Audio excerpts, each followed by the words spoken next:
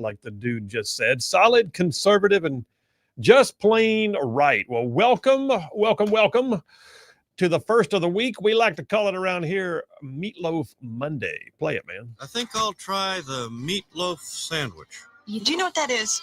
Yes, meatloaf. What is it? I'm only asking in case I have to describe it later to a doctor. Look, it's nutritious. It's delicious. Made out of meat. Add ketchup if you want. I couldn't care less. Nice. Meatloaf Monday. Meatloaf Monday and JP pushing buttons on the board. Hey, how are you? I'm great, actually, War this Eagle. past weekend. Roll Tide. I enjoyed my cigar. I saw the pictures. Yeah. I it know was you good. did. Hey, but I will say this, I was giving Tennessee fans a lot of giving Tennessee fans a lot of slack, but all the Tennessee fans that sat around us were very nice, classy. Actually, a Tennessee fan offered to light my cigar for me with his cigar lighter. So they were great. So I guess that they fall back down the list of, my least liked fan bases for now. When they choose to light your cigar, it means one of either two things. Either A, they're very cordial, or B, they have resigned themselves to their fate and they're looking for mercy. Well, he saw me and my dad having one, and he offered to do it and shook our hands and said congrats and all. So it was fun. It was good. Well, good. And y'all, by the way, y'all had, it was your game the entire game. Yeah. For the most part. There were moments where they started to come back, but yeah, I agree. I think we were controlling. We'll talk about football more in a minute because I got thoughts on Auburn, but I got some thoughts on Vandy too. That to me was the game. But anyway, nonetheless, we got plenty laid on for you. I got no guests today, no guests on purpose. I got some stuff I just want to spend time unpacking, and I have time with it. And then we got breaking news to watch for. So, we'll do all of that, but it starts with a triple dipper. So hit it, man. The Triple Dipper. 3 stories you've got to know. That's right, the Triple Dipper, 3 stories, 3 themes, if you will, that you got to know as we run today's show. First out the gate, y'all, I'm telling you, TDS is real. It is. TDS is real. I even saw President Trump acknowledge that this weekend on an interview with Maria Bartiromo on Fox. He flat out said he used to joke about this thing they called TDS, and more he realizes it's real and it's awful. We're going to talk about some things that happened this past weekend, some evidences of the fact that Trump derangement syndrome has just overtaken the minds. It's literally become like the zombie mind virus, turns people into the walking dead. But TDS, it's real. We'll talk about it. Number 1 on the Triple Dipper. Number 2, I got a few stories that just clearly indicate to me that we are indeed, as President Trump said in his inaugural address, we are indeed returning to an era of common sense. It's like one of those, you read those headlines, you go, oh, good. Like, why did it take so long? Well, we're finally there. But you look at it and go, you know what? It's like we really are returning to an era of common sense. And so I got some stories that'll help illustrate that. And then number 3, in conjunction with my in-studio guy here, JP, I've got it down as Gen Z rising. There's some recent stories and polls and evidences that Generation Z is really grabbing the moment. Like, this is their time. And luckily, it appears that they are more and more grabbing it towards conservatism and Christianity. So I love that. I want to get his perspective on it. We'll talk about it in detail. Gen Z rising, that's number 3 on the Triple Dipper. All right, let me jump on into today's Rightside Way opening monologue. I'll remind you guys, as always, that my brother in the practice of law, Stan McDonald, is indeed the sponsor daily of the Rightside Way. Stan McDonald, 30-year veteran in the practice of law, partner at the law firm of Wilmer and Lee in Huntsville, and oh, by the way, longtime conservative, daily sponsor of the Rightside Way. And I'll tell you more about Stan McDonald here in just a few more minutes.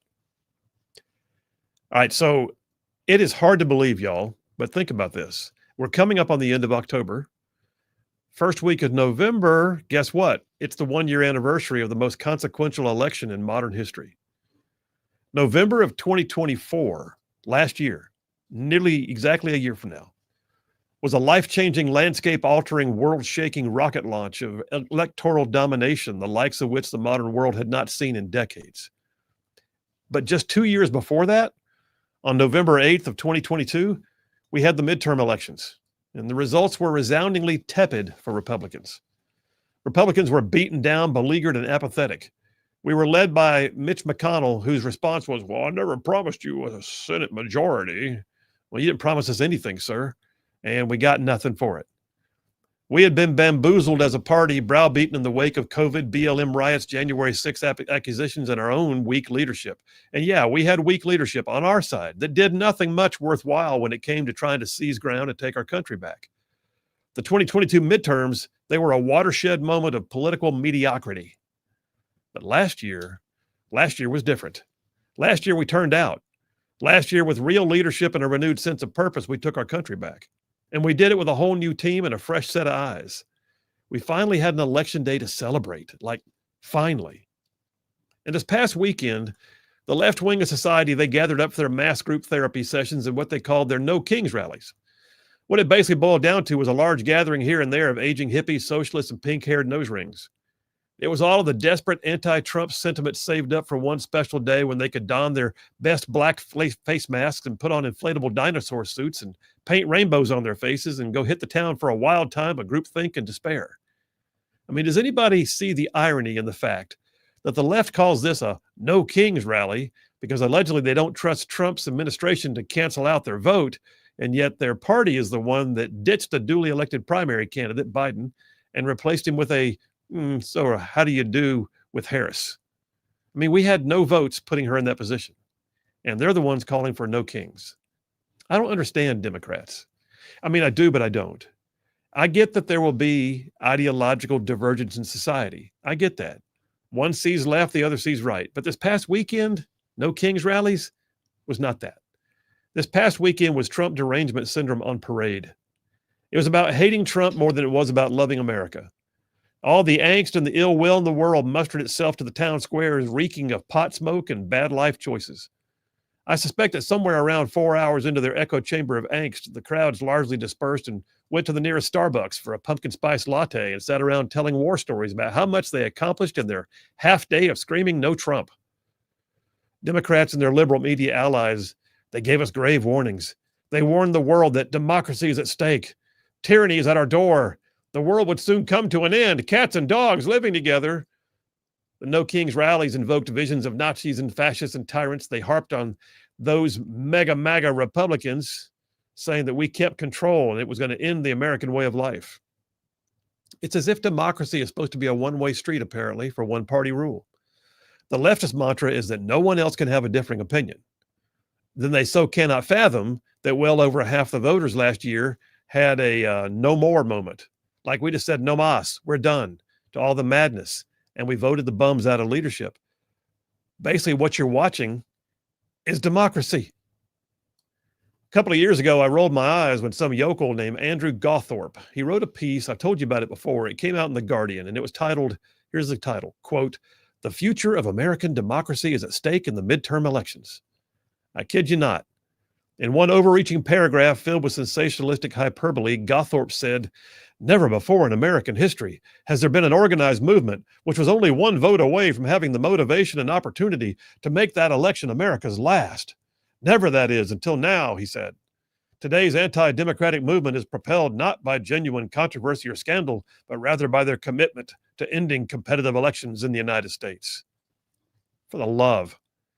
I got news. The reality is we had the most competitive election we've ever had. We removed all the COVID era cheating they tried to do in 2020 and got away with. We fought the battles in the courts ahead of time, so we weren't fighting them after the fact.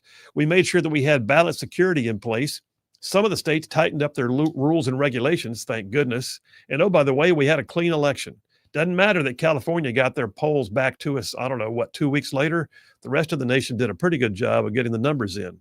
And it was resoundingly in our favor. It was democracy. And people like Gawthorpe and all the No King snowflakes, they're the problem here. I challenge them, by the way. I challenge them to ever show me one example where democracy was truly considered at risk. You see, what the TDS rally goers don't seem to get is that what we are in right now is not the end of democracy. It is democracy. The idea that people with a sovereign right to their own free notions can actually have a constitutional right to elect their representative government is, in fact, the hallmark of democracy.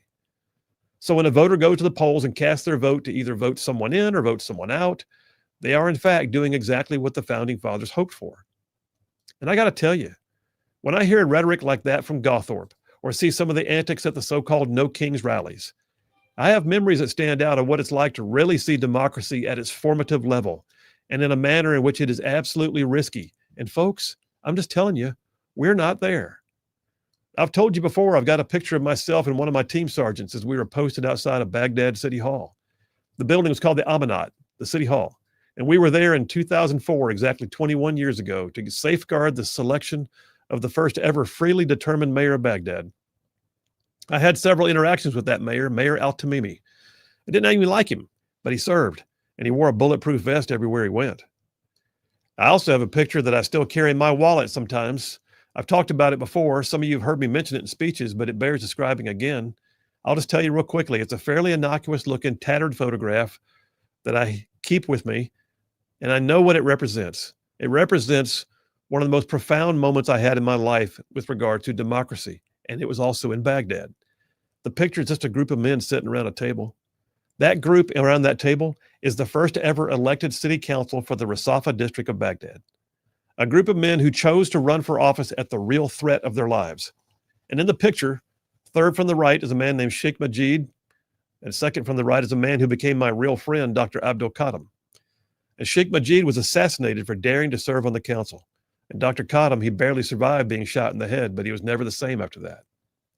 I will never forget watching those men take risks and take votes, knowing that just the year before that, the entire population of Iraq, including those men, were living under real tyranny. Real tyranny, the kind that the No King's jackassery knows nothing about. Iraqis had lived for decades under an actual tyrant, a real tyrant, who dictated their every move. And the exercise of any modicum of self-determination could have you taken away during the night by the secret police, the actual secret police, not just ICE. There was no such thing as voting in Saddam's Iraq. But here we were, standing by as a council of men figured out what self-determination was at risk of their own lives. And their elected governments, it was supposed to look that way. And they determined to keep it that way. Yeah, I watched the men on that council vote once, and it was remarkable. And they were initially scared to vote, but they did. And when they did, I'll never forget, someone broke out laughing and somebody else started clapping, and the whole room broke into applause and congratulations and backslapping. It was amazing to see people doing things that were something that we would call the simplest of votes back home. But they made themselves known, and they did it. And I watched it, and it was humbling. And it was the kind of vote that we take as Americans in the most informal settings every day. But two of those men, that day at the vote, they were attacked for daring to be a part of it. But yet it was grassroots democracy, y'all. And when the time came for me to leave Baghdad, I think I've told you before, I made it a point to go back to that council. And I told them that one day their children would study their names in the history books because they were all heroes. So here's the deal. What those men that I knew bled for in Iraq was the right to do something that we as Americans too often take for granted. And yet for us, it is a right that's enshrined in our Constitution. And the people like those that showed up at the so-called No Kings rallies this past weekend, they may try to declare with a straight face that the very act of casting a vote for our chosen candidate was somehow a threat to democracy. But doing so is not only disingenuous, it's dangerous, it's wrong, it's a lie. You see, those men I knew in Baghdad, they were some who really understood what it meant to throw off the mantle of tyranny, that maintaining the status quo was not to be the benefit of their society. And so they participated in the change and they became a society that votes. Democrat fearmongers here in America, they want us to all sit still, to be quiet, to make no changes, to maintain their version of status quo. Sit idly by, don't have an opinion. Let's just let them do what they will, right? But we didn't. Almost 1 year ago, we didn't, because inherently built into our democracy is the freedom to actually push for change. America voted overwhelmingly in 2024 to change our status quo. We voted like our life depended on it. We voted despite all the threats and the innuendos and the efforts made to gaslight us into sheepish acquiescence. Because that, my friends, that is democracy. The No Kings rallies, they can go pound sand.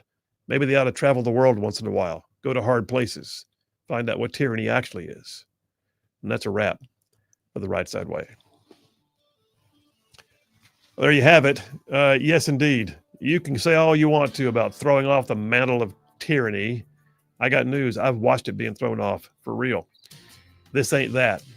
Phil Williams, Rightside Radio. Y'all stay tuned. We'll be right back.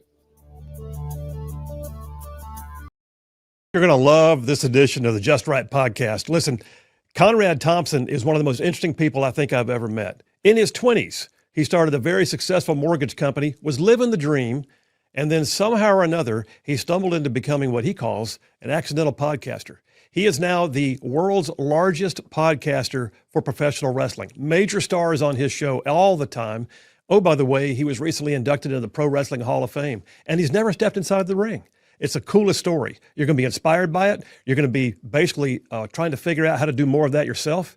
All of it is what I would call just right. Y'all stay tuned. Yeah, let's do a show. 1, 2, 3, hey! Conrad Thompson, welcome to the Just Right podcast. Thanks for having me, man. Beautiful Gadsden, Alabama. Are you kidding? We're glad to have you. This is like an honor. I'm pretty sure that we should have had pyrotechnics and smoke when you walked in the door. Is that the way this works? No. All right, let's talk. I'm going to do a quick introduction. Okay. Let everybody know who's sitting here with me. So, you're just an everyday guy. Yep. Is what you portray. Well, that's real. However, you run a mortgage company. You've been doing that for a long time. Yes, sir. We'll talk interest rates later. But oh, by the way, you're also not only a very successful mortgage broker, but you married Ric Flair's daughter, got into the world of podcasting. Next thing you know, you're inducted into the World Wrestling Hall of Fame. And somehow or another, you've become one of the biggest podcasters / broadcasters / event organizers in the world of professional wrestling. Am I right? Pretty close. All right. It is. When you say it like that, it sounds more interesting, I think, than it really is. But thank you for having me. Oh, I'm glad you're here, man. Yeah. Well, I tell you what, I just want to get to know you. Sure. So first of all, there's what I would call the more sedate side of your professional life. Yes. You're a mortgage broker.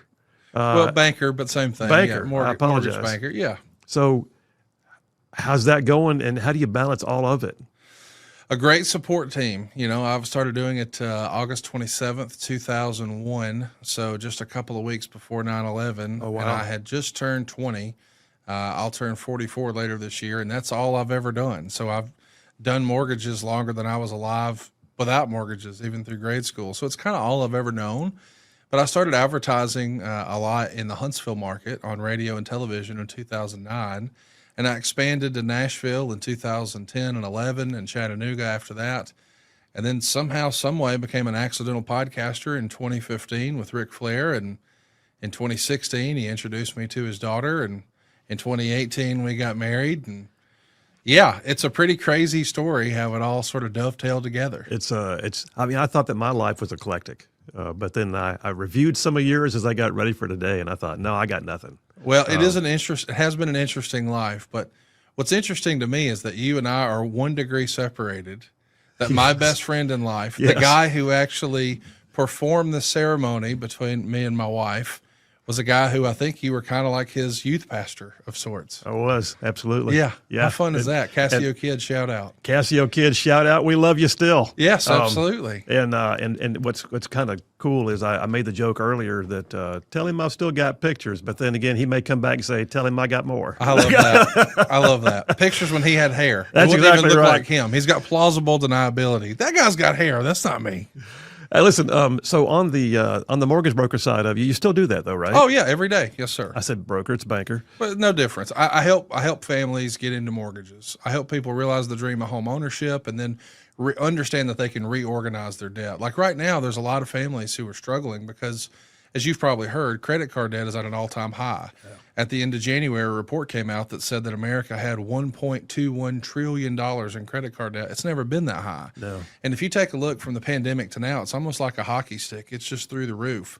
And I think the reason that is because people are hesitant to refinance out of their low-rate mortgages they locked down during the pandemic. Yeah. So they'll say things to me, Phil, like, well, you know, I'm rate sensitive, so I'm not going to refinance at a greater rate. But I almost challenge that, Phil, respectfully to say, how rate sensitive are you really if you've maxed out a credit card at 31%? Yeah. Like once you owe it, it's up to you to figure out how to pay it back. And not only is the interest rate you have on a credit card astronomically high, but the interest you pay on a credit card is not tax deductible, whereas the interest you pay on a mortgage is.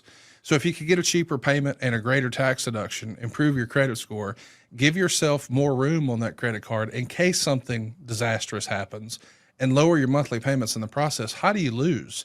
But a lot of families just don't really understand that, and they're just taught to think, well, I got a great rate on the mortgage, I need to leave that alone. But it's impeding their ability to take their kids to the movies or go get ice cream or just life. So you've actually done this for a bit. I can tell by the way you verbalize it. It Sure. comes right on out. And I guess too, let me ask you this, because I'm going to chase a rabbit for a second. We all watched the economy over the last 4 years, just the cycles of just craziness, 40-year high inflation, COVID pandemic set the rates low, trying to get the economy back, stimulation money being thrown in. Just it was madness. Yes. It was cats and dogs living together. It was all of it. Are you seeing people?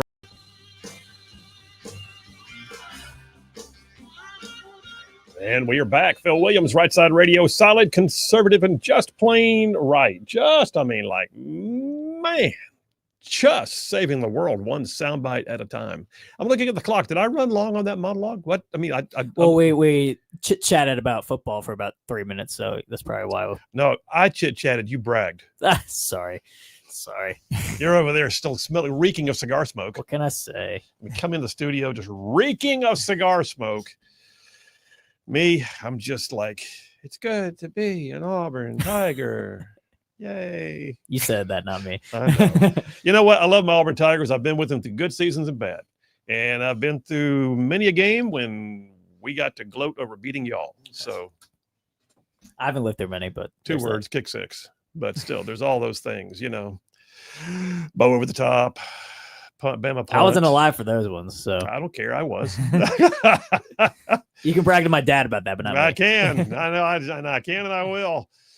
All right. Text lines are open. 833-687-4448. That's 833-68-RIGHT. Text it, call it. Same number for both. I want your input. Need your input. Get it on in here, y'all. I got to tell you about attorney Stan McDonald, though. Stan McDonald, indeed, partner at the law firm of Wilmer and Lee. He's the 30-year veteran in the practice of law in North Alabama who sponsors the Rightside Way monologue every day. Oh, by the way, Stan is also a longtime conservative. I mean, like a conservative warrior, like in the trenches, in the mix, in the fray for just like years doing stuff that Rightside ruffians care about. As an attorney, though, I'll also tell you, he's been there for his clients on over thousands of real estate transactions. He can stand up for you in any local, state, or federal court. I like to say if Stan McDonald is on your side, you hear me, I say it all the time, you will have no greater friend, right? Likewise, your adversaries would have no greater foe. So I'm going to tell you how to reach him. You ready? Stan McDonald. The law firm is Wilmer and Lee. He's an America First family man. Here's his phone number, 256-533-0202. That's Stan McDonald, 256-533-0202. Tell him you heard about it on Rightside Radio. All right, you guys, we will be right back. Text lines again, 833-687-4448. That's 833-68-RIGHT. Phil Williams, Rightside Radio. We'll be right back. Table, though, I mean, that conversation you said you can have with people on a regular basis. I do a lot of real estate law. Mm-hmm. You do the other side of it. You're the lender side. Are you seeing people coming back to the table, so to speak? A little bit. I mean, the people who are in a bad place or life has dictated that they need to make a move. Yeah. So unfortunately, maybe there's a divorce or a loved one passes away or there's an empty nester or someone retires or they lose their job. Those are the type of people who are making moves right now. But people are still buying houses. People are starting a new career and they're excited to have a fresh new start in a new town or a new market. And their life has dictated that they have to buy something else. But I look at here locally, you think about Huntsville, Alabama. There's over 500 jobs that have been announced, and there's rumors it's more, that will be coming from the FBI down to Huntsville. I mean, Kash Patel was just there last week saying we hope to bring a lot more than just those 500 jobs. Well, that means there's 500 families, moms and dads, usually a two-family income or two-income household. They've now got to relocate their whole life to Huntsville, Alabama. Now, you and I know Huntsville's awesome, but this wasn't anybody in D.C.'s original plan. No. Like they have jobs, like probably only one of those people work for the FBI, but the other person has a job there. They're also going to find out they can buy a lot more house here than they can in D.C. Absolutely. But some of them never owned a house and now they'll be able to. But are people going to rush to buy their existing house in D.C.? See, that's the problem is they've got to sell a house there at the same time everybody else is leaving D.C. So now there's more inventory than ever before. Are they going to be upside down? Yes, their dollar goes further in Huntsville than it does D.C., but if they've still got a mortgage hanging around up there, boy, it's a real challenge. So we've got to get some sort of relief with interest rates. I believe this firmly. As interest rates go, so does the economy. Yeah. You know, if we can get real estate moving again, our economy will fix itself. So much of what our economy in America is based on is our single biggest asset. And for most families, that's their house. And so they're not really putting that big asset into play. The economy isn't at full scale. So I think there's pent up. Think about if you had a crank and a water hose. That's what we've got right now. Yeah. You've got a ton of folks who want to buy another home. Their current home no longer suits their needs, but they're not going to let go of this great rate. And they know that home sales are slowing. I mean, there's more listings on the market. There's more inventory than there's been in a while. But by the time, we unkink that hose with low interest rates, we're going to be back in a 2020 situation where we have more buyers than we have inventory. Those prices will come back. So I do think now, if you're a savvy investor or if you're willing to see what's coming, interest rate relief will be there. You can still get great deals on homes right now. If you wait until the rates are better, you will have missed it. I mean, you remember how crazy that was? Multiple offers the same day. It was bananas. We were doing 5, 6, 7 closings a week in my small firm, and it was in a market, by the way, where I'm at right now that is not Huntsville, Alabama, right? Which is not a depressed market by any stretch, but the refinance especially was going through the roof with the rates. Yes. All right. So let me ask you this: I can hear the passion in your voice. It's obvious you love what you do and you're a professional at what you do. Which one's more fun, this or the podcasting wrestling side of your life? Well, listen, that's hard to answer. Just me and you talking. Which one's more fun? The figuring out how to structure a deal is fun. Laughing and cutting up with my buddies, telling inappropriate jokes to make people laugh about old wrestling stories, that is more fun. Yeah. But there's nothing more rewarding than feeling like you had a meaningful impact on someone's life. Yeah. And I realized that we can do that with the mortgage business. I mean, I routinely help people experience, a $1,500 a month savings. I mean, that's like they had a second really nice part-time job, because that's like net dollars. So think about how much you would have to earn in order to bring home $1,500. Like, that allows families to do more for their kids, for their moms, for their dads, be more, active in their community. Just relief and peace of mind. That's what it's about. So I guess in essence, I'm going to paraphrase slightly, but do you feel like you're helping people no matter which side of your professional life you're on? I do. I mean, whenever we do live events on the podcast side, I always do a meet and greet before. Me and my co-hosts would do a VIP meet and greet, and you'd be surprised how many people get emotional at the table when they say, "Hey, man, when my mom died, or my spouse died, or my son was diagnosed with leukemia, I needed an escape." And just listening to you guys talk about old wrestling brought me back to that place when I was a young person. Hey, all you Rightside ruffians out there, you are listening to Rightside Radio, solid conservative, just plain right.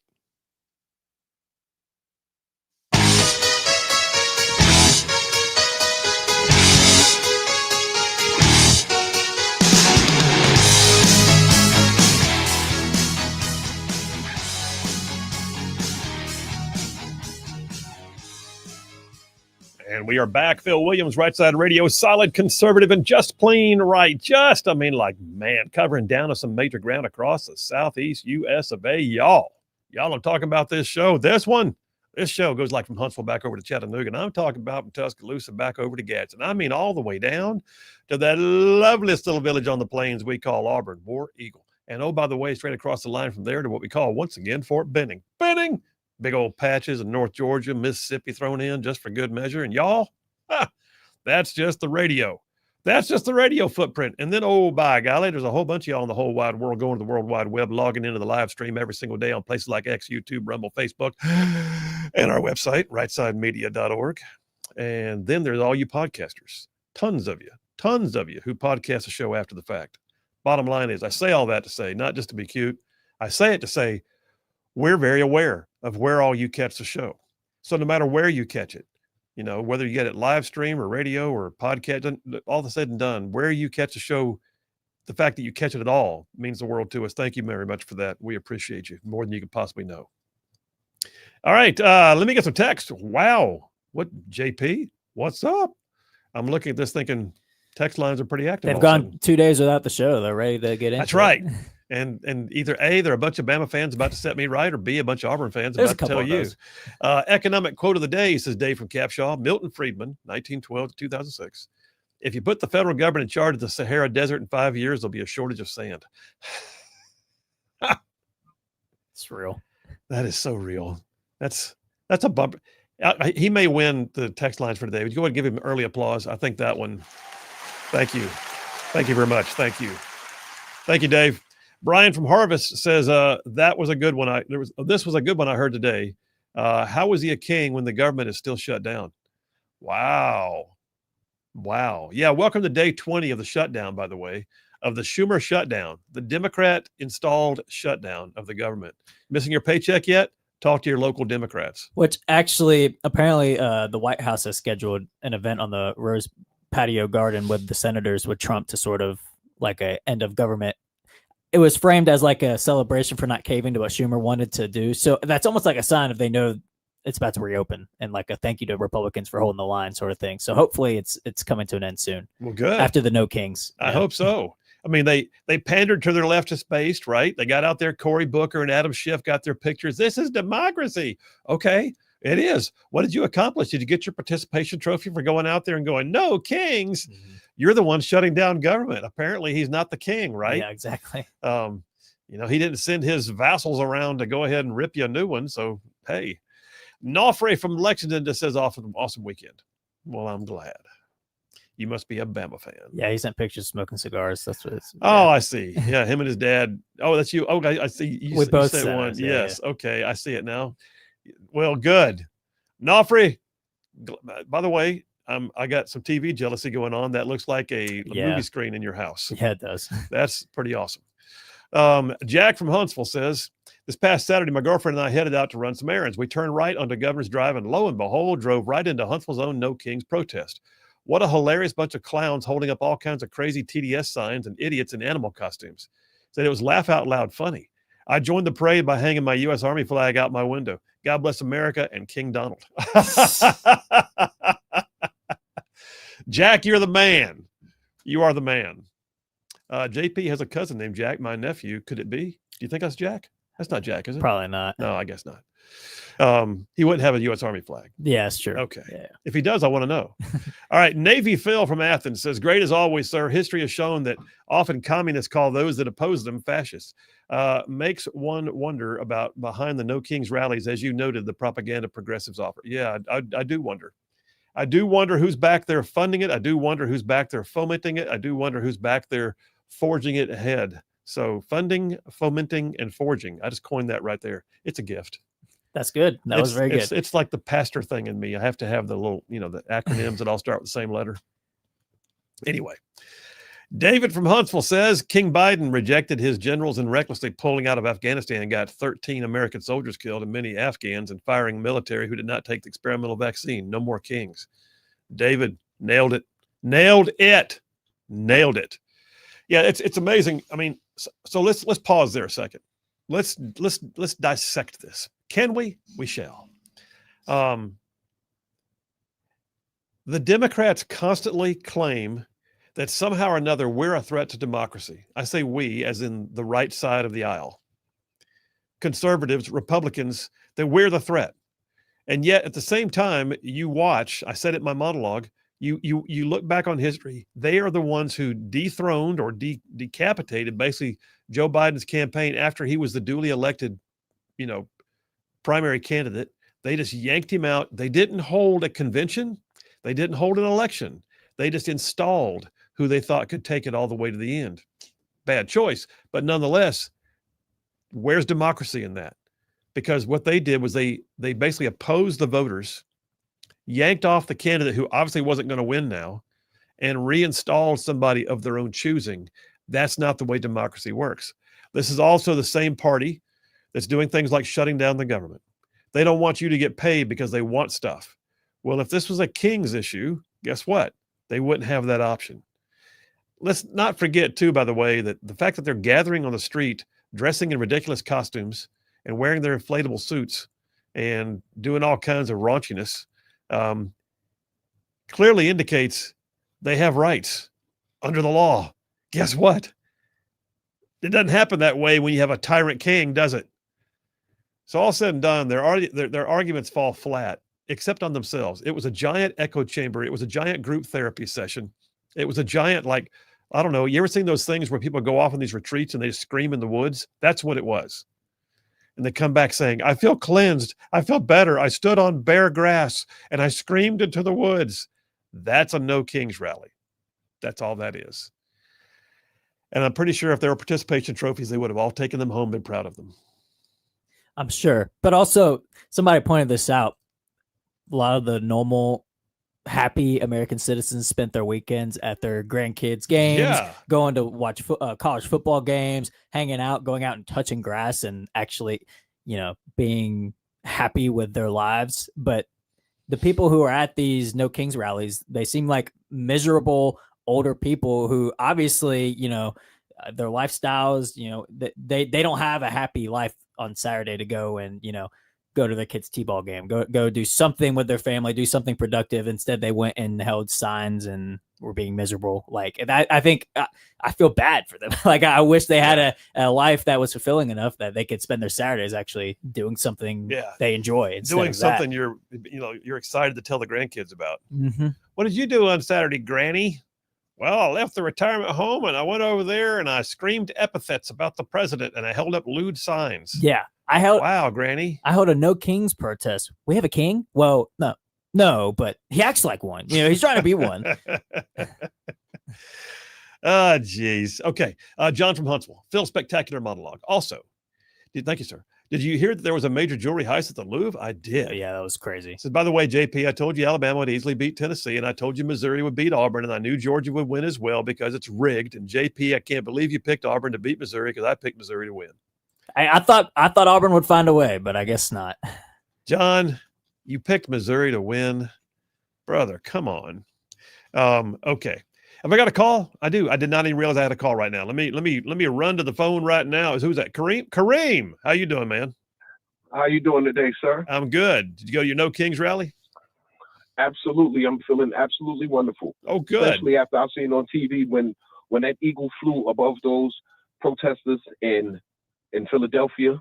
That right there, it broke me down. That was AI generated. Because it showed that bald eagle knew what time it is. He knew the assignment. That was AI generated. If you got, that wasn't AI. That was 7 million people around this country telling you what they're not going to stand for. Now, like I said before, I don't know why y'all continue to push this country in the direction that you're doing it. Okay. But I don't believe you'll win. Could you imagine if those 7 million people were armed yesterday? Hey, man, you know what? We already won.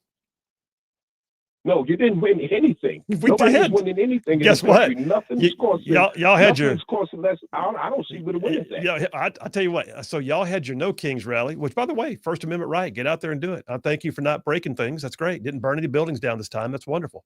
But the reality is, you had your No Kings rally, and guess what? On Monday morning, Donald Trump was still president. It doesn't make a difference. But he got the message. No, he got the message. He had a good time. He had a good time with your message. Y'all keep trying to pass it off. It was a bunch of old folks. No, it was black, white, Republican, Spanish. It was America that was out there yesterday. Were you wearing an inflatable animal suit? If you in the room, read the writing on the wall, Phil. Hey, Kareem, were you wearing an inflatable animal suit? No, I don't have to. I don't have to. Read the writing on the wall. What's up with that, by the way? Let me my flag in front of my house ever since he got reelected. Let me ask you, what's up with the inflatable animal suits? What's that about? The what? What's up with the inflatable animal suits at all the No Kings rallies? What's that for? Showing how ridiculous it is for him to try to turn the military against his own citizens, which you said he's not going to do. I remember we had this conversation. You said he's not going to do that. That's not going to happen. And look at it. All right, so my question, though, was if you go out to a No Kings rally and you wear a giant inflatable anime teddy bear suit, how's that say something about the military? Y'all, because every time they try to say, oh, it was rioting and it's Antifa and it's bad people and it's thugs and they throwing bottles and stuff, people came out there and said, no, we are just going to protest him peacefully. Which one did you go to, by the way? One protester was arrested. Only ones that was arrested was Trump supporters who went out there trying to fight people. And I don't recall there were any Trump supporters arrested that I saw, but which one did you go to? 37 of them. Where? 37 of them got arrested. Where? Trying to intimidate people. I'm asking you where? Across the country. 37 across 50 states and millions of people. Yeah. But out of 7 million people, not one got arrested for doing anything illegal, showing that we actually there was one arrested in Fairhope peacefully. There was actually we are coming to you peacefully, telling you to stop what you're doing. I hear you. Listen, man, I hear you. I hear you. I respect your right to be out there. But by the way, don't try and pretend y'all didn't have anybody arrested, because there was actually an article this morning on 1819 about an arrest at a No Kings rally in Fairhope. It's kind of ridiculous. It There was somebody being there- profane. 7 million people. The largest protest. In the Now you country want me to ever, believe even you? more than the Why civil would I rights lie movement. about that? I'm just telling you, go read 1819 News. They've got the story on it right now. But let me ask you this: Of which one were course, you we at? know what they're going to say about it. Hey, because which they're one? gonna try to minimize Kareem, which protest were you at? Huntsville? Huntsville. Yeah. But they're going to listen. How long were you out there? They're going to try to minimize it. It don't even matter. It don't even matter. Not I'm long, but trying they to gonna get try a to- man they on gonna the try to- street they gonna try to interview going minimize here. it. Hey, Kareem, I only have a certain amount of time. You can waste it telling me things I don't want to hear anymore because you already said it 3 times, or you can let me ask you a few questions. So you were at the Huntsville No Kings rally. What time did you get out there? How long did y'all go? We didn't stay long. Actually, I never even really stopped. I just kept on going. But, Oh, come on. I mean, and I'm being totally truthful with you because my wife was making ham and baked macaroni and cheese and stuff and all that. So I wanted to get home. Well, I mean, I'm being 100 with you. That But at the same time, that does the make message more. got out. I think baked ham, macaroni and cheese would be better than a No Kings rally any day of the week. But so you weren't actually out there yourself. Did you have any friends who were out there? No. Okay. Not that because some of the guys, these are older guys. That's my friend. They're not getting out there. They don't want to get tear gas and stuff.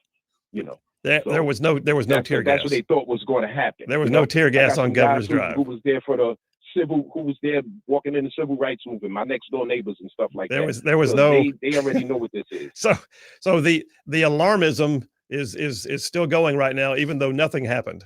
Did it strike you as odd, though? Let me ask you this: Does it strike you as odd that if he really was a king, that it would be him shutting down the government over what y'all are doing, as opposed to y'all shutting down the government? We know that he shut down the government because it's 2 reasons why he shut it down. Wait. The first one is this: you realize he's the president. He doesn't have any power to shut down the government. Y'all are the ones doing that, right? No.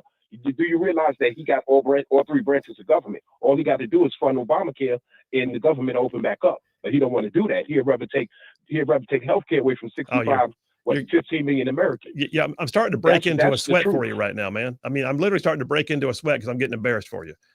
You know that Schumer is the one holding out the vote. He's a Democrat. You know that, right? It takes 60. No, I know there's only 51 Republicans. I know that it's Mike Johnson and President Trump that's holding out the vote. Mike Johnson already passed it in the House. It's in the Senate right now, Kareem. You know that, right? Yeah, listen, he's the same guy that won't swear in the lady from Arizona because they know they released the Epstein file. Okay. But everybody sees this. This is nothing new. Brother, you know everybody sees this, and we know why they're not doing it. Hey, Kareem, you know, I hate it. I didn't realize you're on the phone till too late, but I've got to go to a break. But you know I love you in spite of yourself, right? Hey, the feeling is mutual. Okay. Have a good day. And by the way, tell your wife that baked ham and macaroni and cheese sounds good to me too. I would have been there. Yes, it was absolutely wonderful. And all we right. had stuffing with it too, and she did the cornbread, the apple crumb, and all that. My God! All right, I'll see you for dinner. All right. I'll see you. Bye. All right. So happy. All right. Oh my gosh! All right, listen, we got to take a break. I ran long. Come back for a short segment. Phil Williams, Rightside Radio. Y'all stay tuned. We'll be right back. Watching wrestling with my grandfather or whatever. So just stirring up those feelings of nostalgia and giving people a fun distraction does have value. Sure it does. But I'm not interfacing with those folks on a one-to-one basis as often as I am the customers and families that we serve on the mortgage side.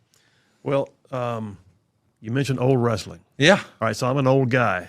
So I'm thinking back to the days of like Tojo Yamamoto Yes. and Gorgeous George. Oh, yeah. And Rowdy Roddy Piper. The best. And I mean, these were the guys of my day. I can still remember sitting in my granny and granddaddy's kitchen in Birmingham with the black and white TV on the roller stand over there in the corner of the kitchen and looking at my granddaddy say, "Granddaddy, that man just hit another man with a metal chair." Yes. And as a kid, just watch.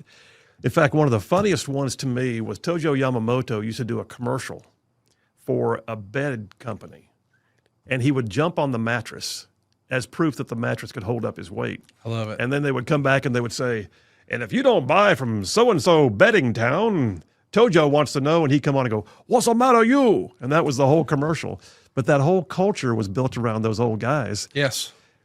But over time, it became far, far more than what we used to watch in the small arenas on the black and white TV. Yes. I mean, it's a multi-billion-dollar sport now. No doubt about it. You know, it continues to get larger and larger too. I mean, WWE is experiencing their greatest success ever right now. And a lot of people are really impressed with that, considering it's happening sort of post Vince McMahon. He's sort of like the Walt Disney of the pro wrestling world. And now that he's out of the picture, I think a lot of people were keeping an eye on it, wondering, what does this look like without Vince McMahon? And we found out it's a hugely successful publicly traded business under the TKO banner. Nick Khan and Ari Emanuel and Mark Shapiro, they're printing money for WWE right now for sure. Yeah, absolutely. All right, so you're a mortgage broker guy. Yep. I keep calling it that. That's all right. You're a mortgage guy. Let's just do mortgage guy. You're a mortgage guy. That's what I call myself on Twitter, Conrad the Mortgage Guy. Okay. Yeah. So Conrad the Mortgage Guy meets Ric Flair. Yep. And then now you're married into the Flair family. Well, not exactly. Okay. She was Ric Flair's daughter. Now she's Conrad Thompson's wife. There you go. Play that for his kids. No, I'm just saying, realistically, you know, I'm not Conrad Flair, but she is Megan Thompson.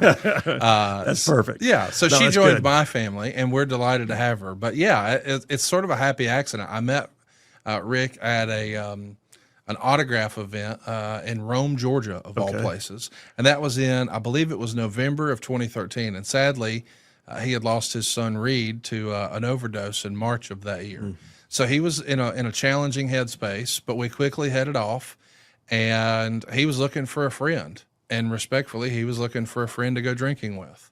And so I signed up to do it. And one of my friends said, hey, man, how many times are you going to drink beer and watch sports with Ric Flair? And I said, about as often as I can, I guess. That sounds like fun to me. So that's what we did. And so we just became drinking buddies. And one day, I think we were watching the NFL draft. He said, hey, what's a podcast? Can you make any money with a podcast?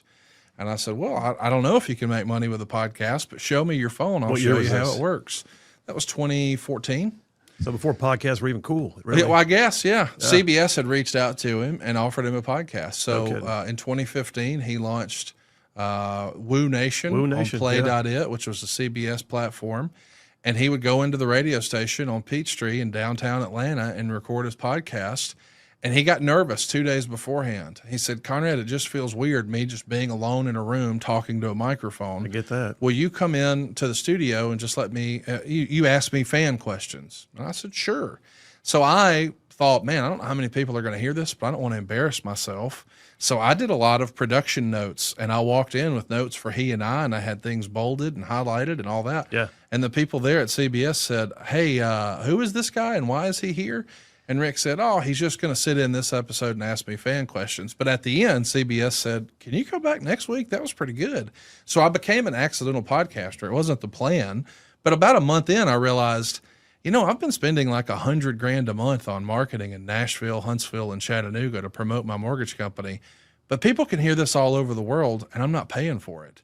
I need to get licensed in more states than just Alabama and Tennessee. Yeah. And I need to start driving traffic that way.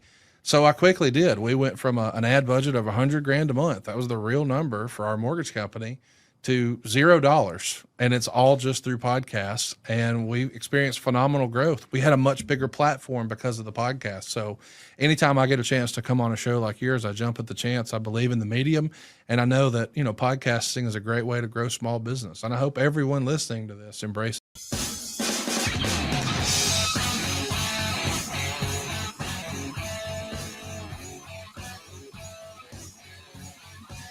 And we are back. Phil Williams, Rightside Radio, solid conservative, just plain right. Just making common sense like a superpower. All right, so we got a short segment here because I ran long with Kareem. That was fun. And by the way, I'll take anybody's calls as long as they're respectful. And then sometimes it'll be fun. Sometimes it gets rowdy. But Kareem said some things too. I got to go ahead. And if you're still listening, I got to say, JP did some quick research for us during the break.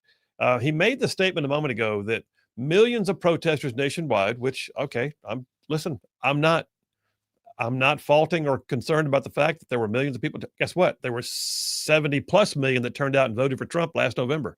But that being said, the Trump derangement syndrome thing is pretty darn real. And I granted, I get it. There's like a pandemic right now of Trump derangement syndrome. And so millions turned out. But then Kareem said, and the only ones who got arrested were on the, I guess, the right side or something.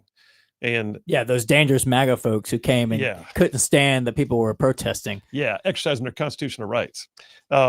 So, darn, I'm sorry. I hate to bring truth to the conversation, but JP did some research. JP, did you find that there were actually No Kings protesters that were arrested around the nation?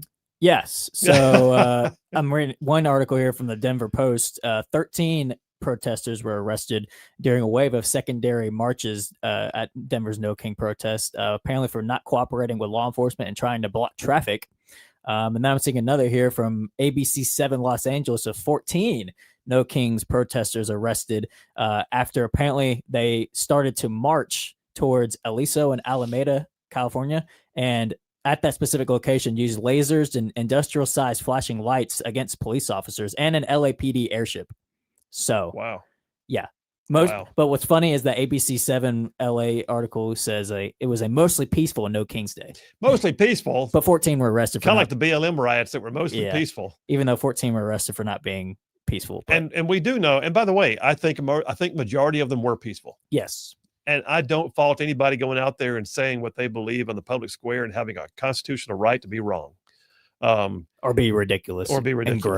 And gross, because we saw a lot of that. Yeah. I mean, I don't know what's up. I don't remember seeing this level of gross in right-wing protests. No.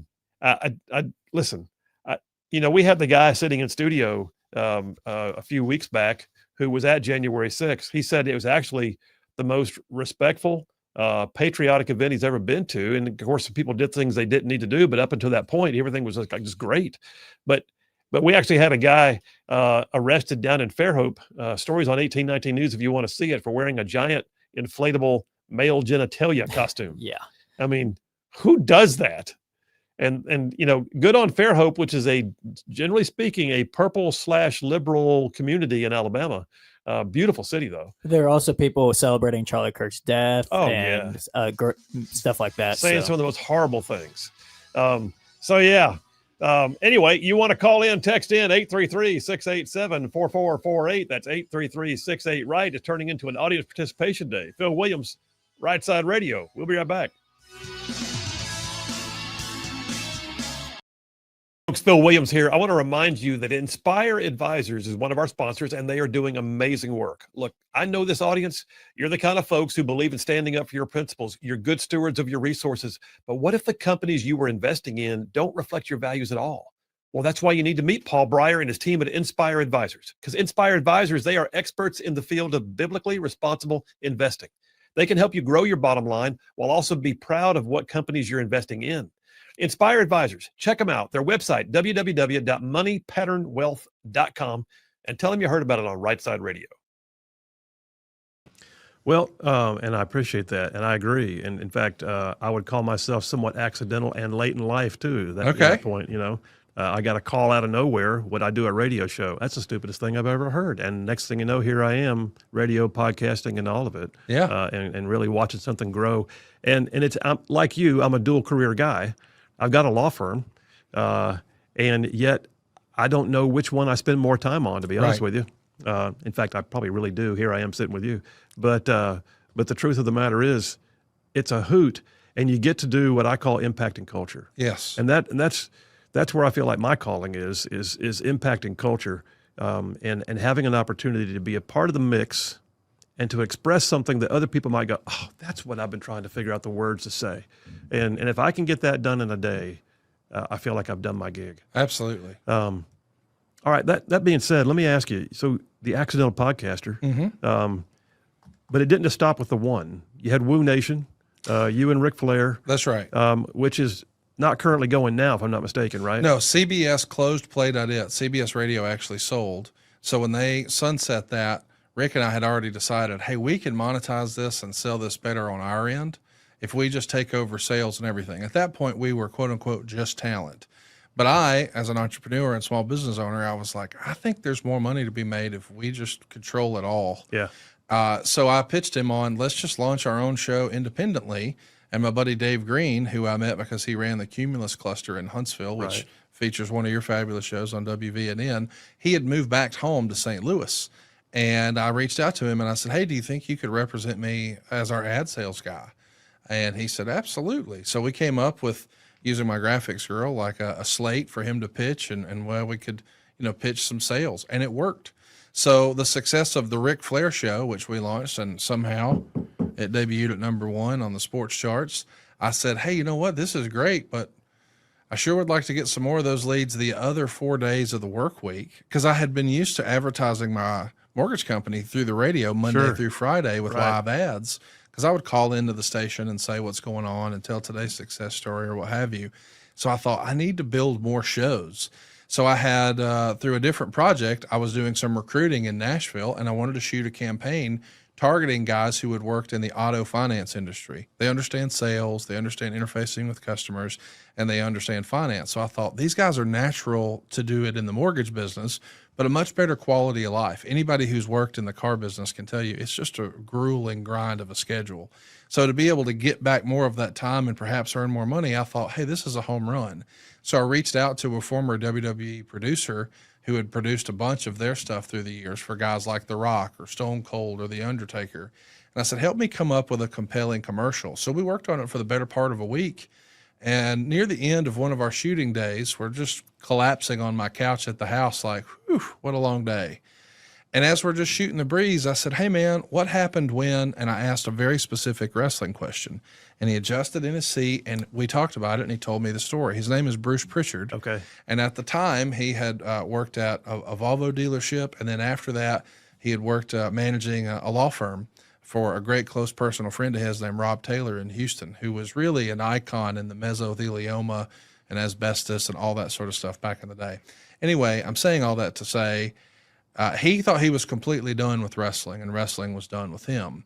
But what I heard that day, I was convinced at the end of that conversation. I said, Bruce, we should do a podcast. You heard the institutional knowledge. And he said, well, who wants to hear me talk? And I go, dude, every wrestling fan would be riveted by what you just said. The only trouble is we didn't record it. But if we would have recorded that and posted it, it would be the most viral wrestling podcast there is. Well, eventually I convince him to let's just record a few for fun. How long was the eventually? How long did it take? Maybe 3 weeks. Really? Yeah, because he had just the way it actually happened is he had just launched a T-shirt store on ProWrestlingTees.com. So the idea would be if you were no longer contracted by WWE, but you still had a little bit of name recognition, think like $1 Million Man Ted DiBiase. Yeah. Then they were selling shirts that looked like the $1 Million Man's jacket. It's just a black T-shirt, but it looks like it. So it's just a fun, if you get it, it's retro wrestling, you get it. Well, he had some for his Brother Love character that he portrayed in 1988. And I said, here's the thing. I can sell some mortgages. You can sell some T-shirts. What's the downside? So we started doing the show, and before we knew it, we were getting hundreds of thousands of listens on every episode. How cool is that? And what's interesting is the day that show debuted, and that's really the one that put us on the map, and we won Sports Illustrated's Podcast of the Year and all that other stuff. That show debuted on the very same day I had my first date with my now wife. No so kidding. It's a pretty important day in the history of my life.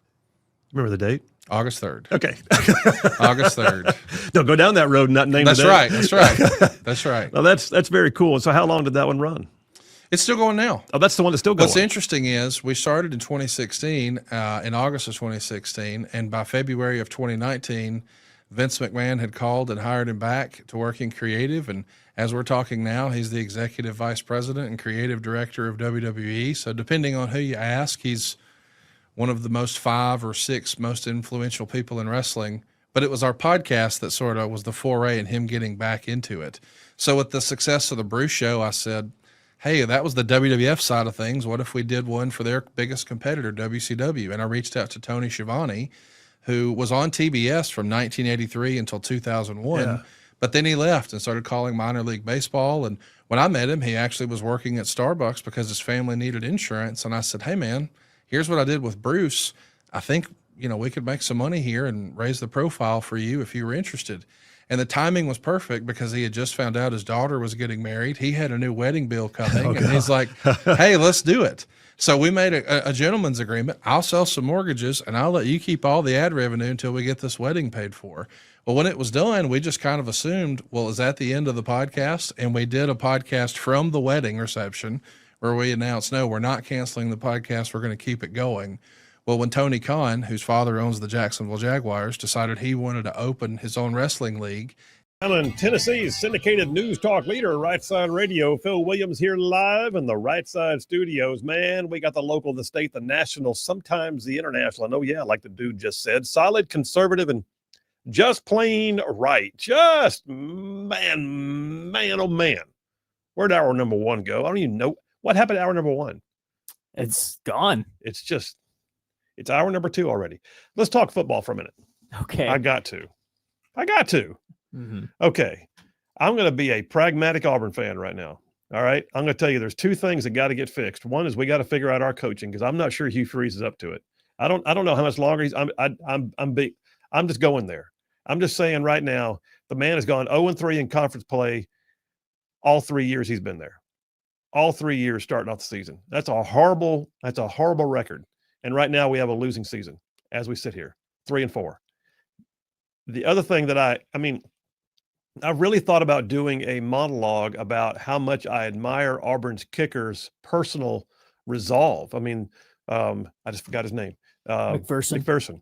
The fact that he had a large section of his colon removed last year. He entered the season with a colostomy bag. He's playing with a colostomy bag, and the kid has lost a lot of weight. I mean, you look at him, you can tell his body went through it, and he's still out there kicking. He's still out there with the risk of getting hit. You know what I'm saying? And so, number one, but you know what? If you miss 3 field goals in a row, all of which are doable because they're like 40-yarders, one of them was straight down the pipe. I mean, it's not like you're having to kick off the left hash mark and you're a right-footed kicker. You know what I'm saying? You look at this thing and go, okay, that's a kickable kick. And he misses 3, and that's the difference of the game. So Auburn's got to fix coaching, and Auburn's got to fix kicking. There are some other things that can happen, but those two things right there decided the game, in my opinion. Well, and I didn't get to watch the game yesterday, but you were too busy smoking cigars. Yeah, I was too busy walking the quad smoking cigars. But we're in a new age of college football where coaches are getting fired before the season's even over. Billy Napier was just fired yesterday after a win. And we talked about what happened to James Franklin. There's some talk about Mike Norvell at Florida State being gone before the season's over. So it wouldn't surprise me if they were to pull the trigger and just because part of it too is if Auburn doesn't, these other schools that are firing their coaches, they're getting ahead in the coaching search already. So Auburn may not want to wait until the end of the season and get behind on that. So, I think the right thing to do is to let them finish out the season. But like you said, I think it's if teams are in positions talent-wise, which Auburn has a good enough roster to compete in the SEC, but they just can't finish the game at the end. I think that's points to coaching. Their O-line needs work. Their D. I mean, Auburn's defense was the thing. Mm-hmm. I mean, it was, and I'll be honest with you. I think Jackson Arnold's a pretty decent quarterback. But the O-line's got to give him more time. But then, all right, I'm going to finish up talking about Auburn. I will say this. One of the things that was pointed out, when does the portal open up? December? I believe it's December. I think it's December. I think it's early bowl season. It's right after primary season's over with, right? So when you've got all the regular season play over with, the portal opens, I believe. And one of the things that was pointed out to me the other day was if Auburn's going to make a decision, if Auburn's going to pull a trigger on Freeze, now if they want to keep him, just say so we can establish that he's here. Yeah. All right. And what he says and who he recruits is what he's going to do. But if they're thinking about pulling the trigger and they tarry on it, they run the risk of players who feel unstable jumping into the portal who might have stayed if they knew who the new coach was going to be. Yeah, the portal opens December 9th.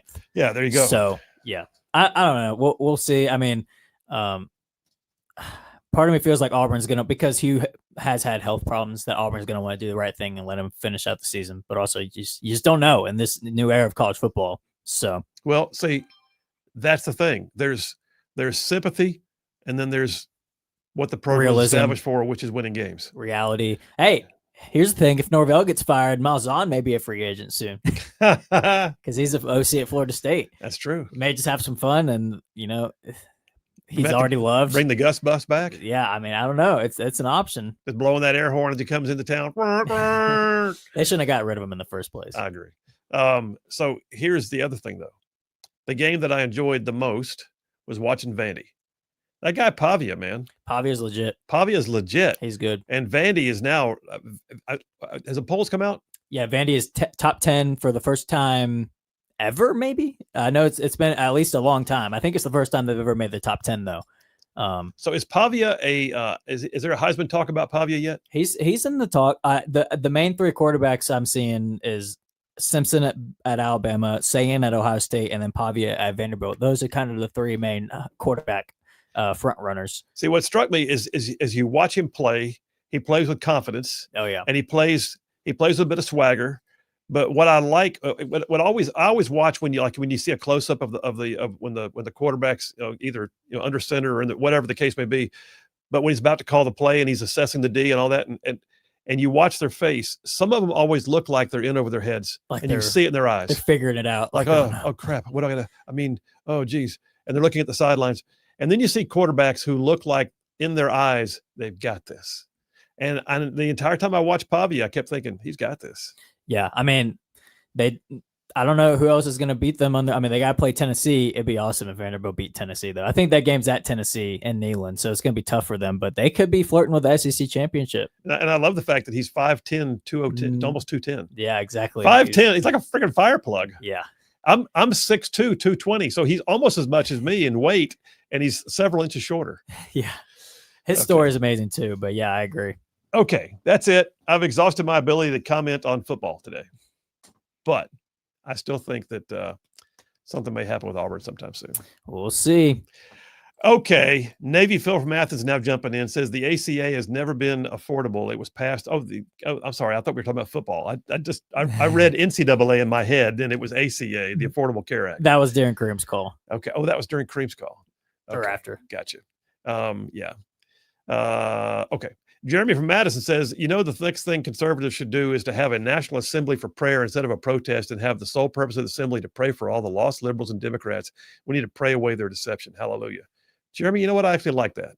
I, years ago, when Promise Keepers was a big thing, before JP was born, when Promise Keepers was a big thing, that was before, I think that had to be before. Yes, it was. But we had 1 million men pray and worship on the mall in Washington, D.C. And I went there, and it was probably one of the most moving events of my life. And there was no other purpose except to pray for our nation. And believe me, when I say there was 1 million people there, holy smokes. Yeah, I mean, I think a big indicator when you see events like these, like the No Kings or any protest, is like the character of the people who are protesting. And you see like the March for Life protests and, any sort of protest from conservatives, and it's people praying, and, obviously there's going to be some, crazy, obnoxious people. For the most part, it's people, you can see the Holy Spirit in them. But you go to these No Kings protests, and like you see them mocking deaths like Charlie Kirk. You see, people in suits of genitalia. Like these are not very, they're not serious people. No. So I think that's an indicator of which side is, quote, the good side in this. So I look at some of those protesters and I think whatever it is that you would vote for is not what I want. Yeah, exactly. Like if that's the side that you're on, I don't want to be on that side. By the way, Adam from Athens has texted in and says, we all know that Kareem was the one wearing the inflatable unicorn. That's why I said he wasn't there. Oh, no, I wasn't there. Matt from Madison says, was that a Democrat parrot named Kareem? Wow. Anyway, okay. Jeff from Indiana says, at the next No Kings rally, someone should dress up like a zombie walking around as all these Democrats with a sign around his neck saying, I'm hungry, but Democrats have nothing for me to eat. Brian from Decatur says, for Kareem, I thought that they agreed to fund Obamacare for another year and they still turned it down. No, they agreed to allow an up or down vote on it. So that's the thing. The Democrats want to tack it on to the continuing resolution just to keep government open. And we're like, no, that's a separate piece of legislation. If you want to own the bill, own the bill. Don't try to slip it in because you think we got to write checks to keep the government open. You come back with your own bill. And I tell you what, let's do this. Senator Katie Britt, how much time have I got? I'm not going to have time for it. Yeah, we're up against the break. All right, we're up against it. Let's do that. Let's take the break right now. We're going to come back and jump into our content, one of which is Senator Katie Britt dealing with Dana Bash on CNN. Holy cow. Katie Britt putting her in her place. Bill Williams, Rightside Radio. Y'all stay tuned. We'll be right back. big listener to our podcast.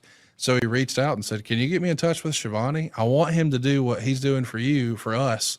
So now every Wednesday night he's on TBS and every Saturday night he's on TNT. Isn't that Tony cool? Schiavone's back in wrestling. So Isn't that cool? It's super fun. It's just amazing. And you know, you call it the accidental podcaster. Yes. I'll be honest with you. I don't think anything's an accident. I agree. And I don't think anything about what you described was accidental either. It's obvious your entrepreneurial spirit keeps kicking in. Oh yeah. I'm having a blast. Well, that also comes out. Let me ask you this. Podcasting ain't where it stops. No. Now you got a thing called StarCast. That's right. So StarCast is like legit and brings in people from all over the world. And Comic-Con for wrestling. There you go. I mean, it's literally, it's a conference. It's multi-days long, and it brings in all the personalities and the crowds. And you just had one, didn't you? Or did you? Or We've got one coming up. Coming up. That's right. This July, and right next to where the Cowboys play, it's actually where the Rangers play at Globe Life Field. There's a hotel right in that same Well, how did this start? parking You lot. went from podcast and now you're doing conferences. What's the genesis of that? Well, it's a great story. The major league in wrestling for years and years and years, since 2001, had been WWE and pretty much WWE only. And the leading journalist, we'll call it like what Mel Kiper is to the NFL draft, in the wrestling space, his name's Dave Meltzer. And he has a newsletter called the Wrestling Observer Newsletter. And Dusty Rhodes, another famous old school wrestler, Oh, yeah. his youngest son, Cody, had grown frustrated with WWE Creative, so he quit. Probably a $500,000 a year job, and bet on himself, saying, I think I can do better outside the tent. So he was hitting the indies and doing well, but a fan asked Dave Meltzer of the Wrestling Observer newsletter on Twitter, do you think anyone outside of WWE could ever sell a 10,000-seat arena in the United States again? And Dave said, nope, I don't see it. And Cody couldn't help himself, being the son of a legend like the American Dream, Dusty Rhodes, and says, I'll take that bet, Dave.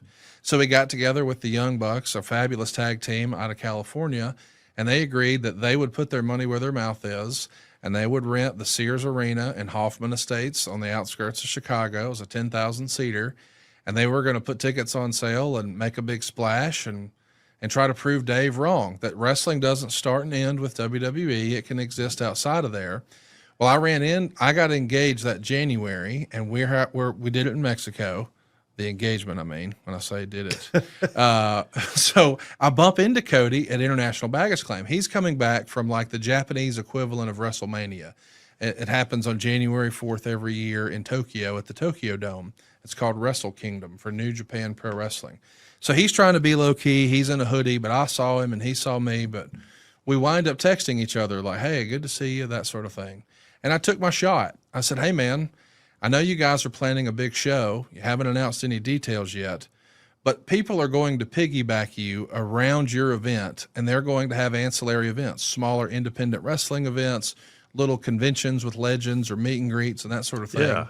What if you just co-opted me and I created like a convention based around wrestling podcasters? So you would sort of co-opt all the media and coverage for your event and make it feel bigger. What year are we talking about? 2018. Okay. So we could do, weigh-ins and press conferences. And I just want to make your event feel bigger than just the one, hey, we're going to the arena for this 3-hour event and that's it. Let's make it a whole destination for wrestling fans for the weekend. He loved the idea. I asked that I put it on paper so he could show Matt and Nick of the Young Bucks. They loved it. Asked a fourth partner, Kenny Omega, who at the time was the New Japan World Champion. He liked it.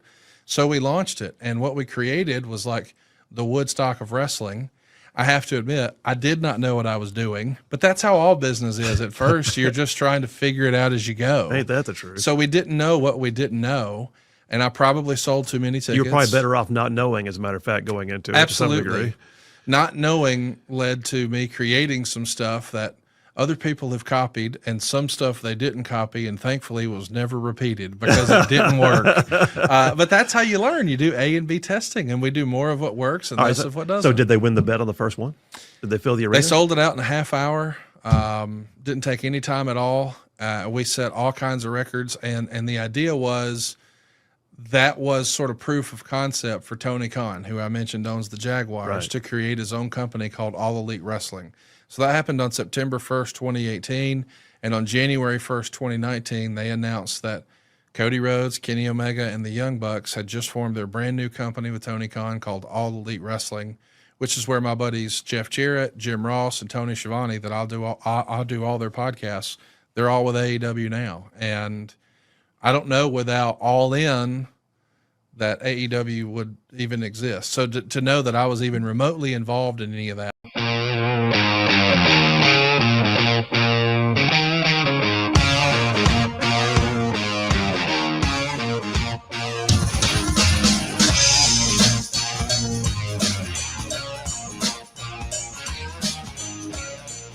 And we are back. Phil Williams, Rightside Radio, solid conservative and just plain right. Just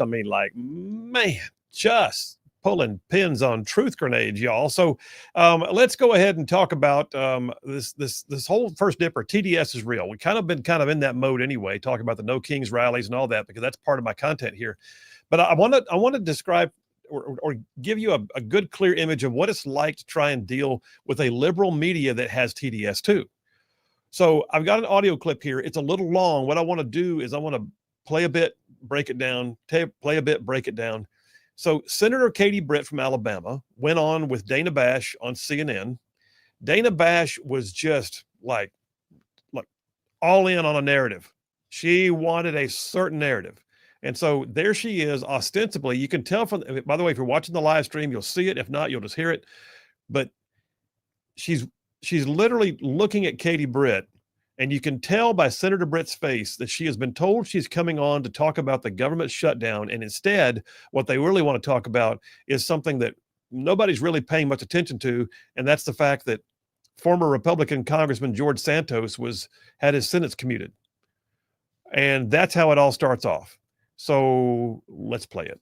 Britt of Alabama, an ally of President Trump. Senator Britt, thank you so much for joining me this morning. I do want to start with the news about Congressman Santos. He did plead guilty to defrauding his donors and constituents of hundreds of thousands of dollars, money he will no longer be required to pay back because of this commutation. Is this acceptable to you? All right, break a second. I will point out to you, if you've ever watched Katie Britt do interviews, if you've ever been around her for 5 minutes, she smiles constantly.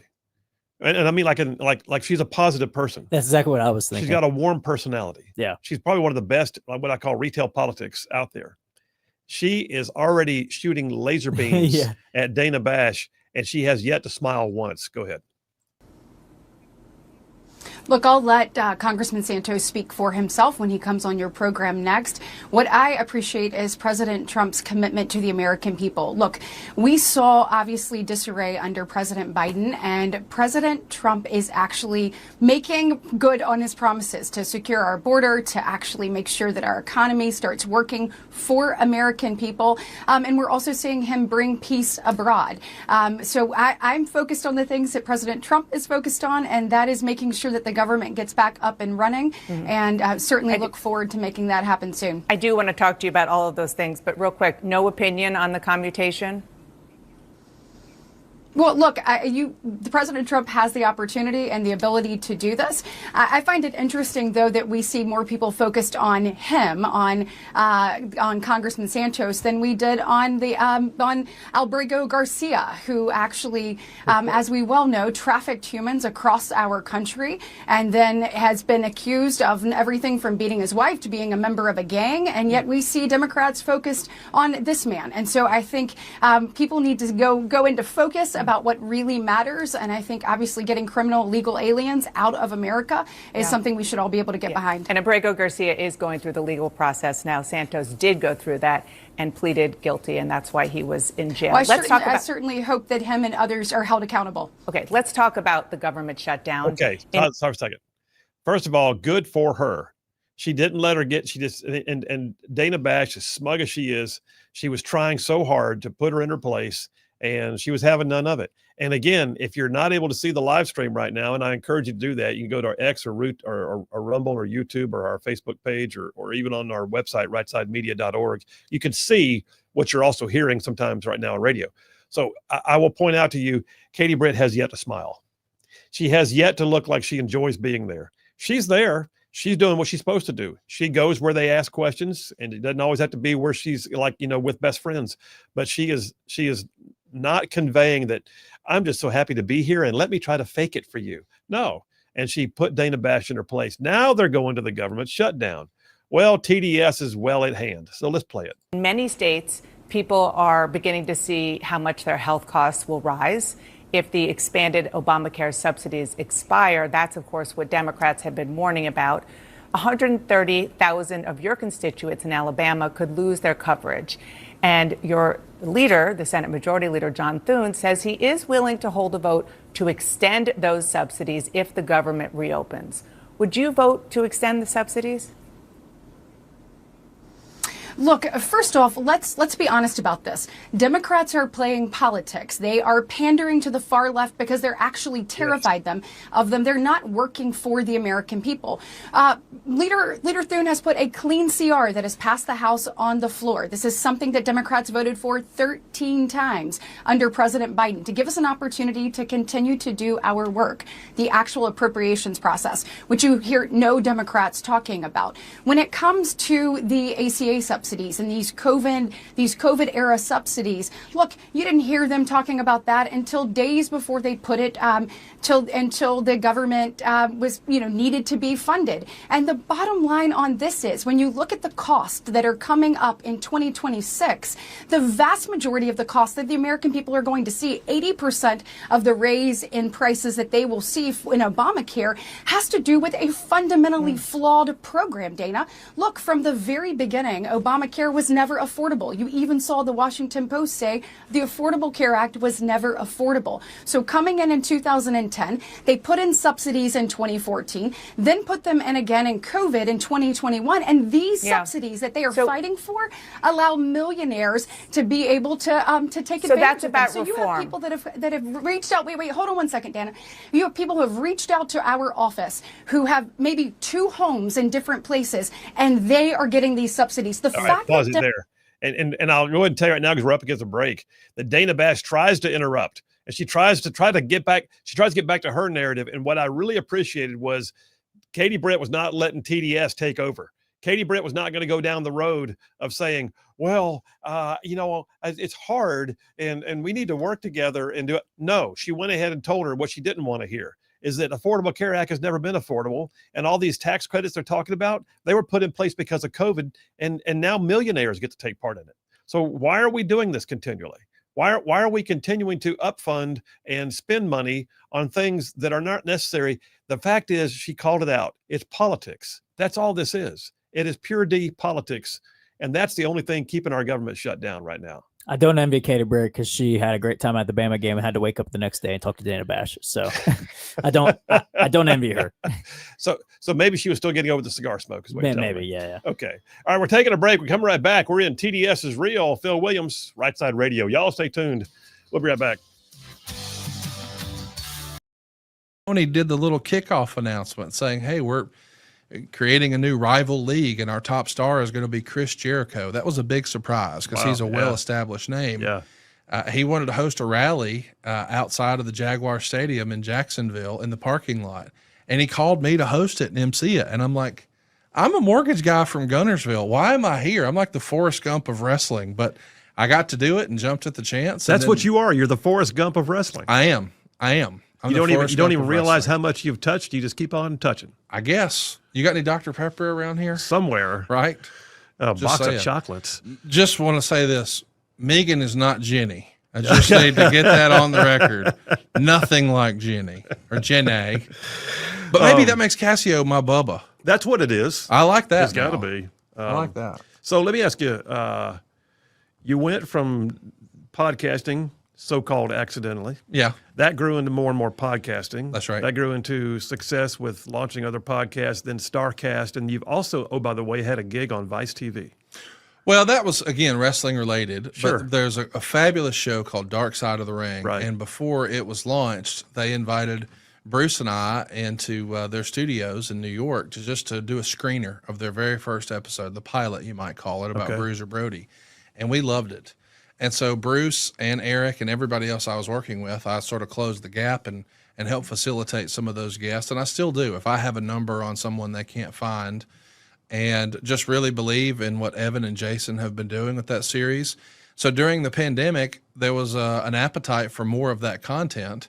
So they wanted to do something called Dark Side of the Ring Confidential, where they aired clips that had never been seen before, and we added some more context to the behind the scenes of the creation of that. So they asked us right in the middle of the pandemic to shoot this at the former ECW Arena in South Philadelphia. So Cassio and I jumped in my car and drove all the way up there because we didn't want to fly because this is the COVID era. So here we are slipping around in a car that doesn't have four-wheel drive, driving on iced over streets with really just sheets of ice, hoping, is that the Airbnb they put us up in? Because at the time, we're not even staying in hotels. It was really crazy, but we did it, and it was a blast. And yeah, I never imagined that I would be on television. Like, guys who look and sound like me are not supposed to be on television. But there I was, thankful for the opportunity. Well, I mean, this has been a cool walk, obviously. Oh, yeah. And still is. I Yes. mean, and I don't know if it's been a walk or a run or both, but at times both. Yeah. But then you got a call in 2023. Yes. And you have now been inducted into the Pro Wrestling Hall of Fame. Yeah, in Waterloo, Iowa. What the heck? I can't believe it. Like, you know, they have an award there called the Gordon Soley Award, who's arguably the dean of professional wrestling, just one of the greatest voices and commentary professionals, play-by-play in the history of wrestling. So he was the first recipient, and the second recipient was what I consider the real voice of wrestling of my generation, Jim Ross. Okay. And when they had a committee and they voted on who should be the next to receive the award, they chose me. And at that point, I had never actually worked for a wrestling organization beyond my WWE Network TV show. And I kind of thought, are you sure? Like, there's so many other worthwhile and worthy individuals. But they asked, and I answered and said yes. And to my surprise, Bruce agreed to come in and give my induction speech and introduce me. And even more added pressure, I thought, hey, I'm the nobody. So at least we'll get it out of the way early, and then we can go to dinner. No, they wanted me to go last. And now it's like you have all this pressure of everyone looking at it. It's like, I'm not even supposed to be here. And like, now for our keynote speaker. Right. And I'm not even a wrestler. I've never taken a bump, as they call it in the wrestling ring. I shouldn't be up here.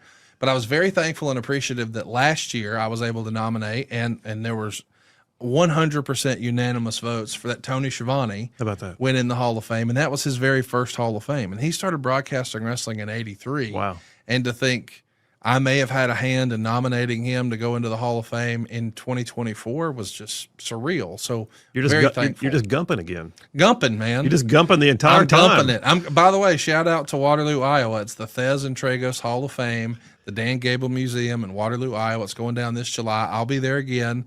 This year, Eric Bischoff's going in. So I'm pumped about that. Is there a special jacket? Do you wear like a Ric Flair robe? What do you wear when you go to an award ceremony? No, like that? I mean, I think they want you to wear a suit, but they do give you a cool plaque and your name is displayed.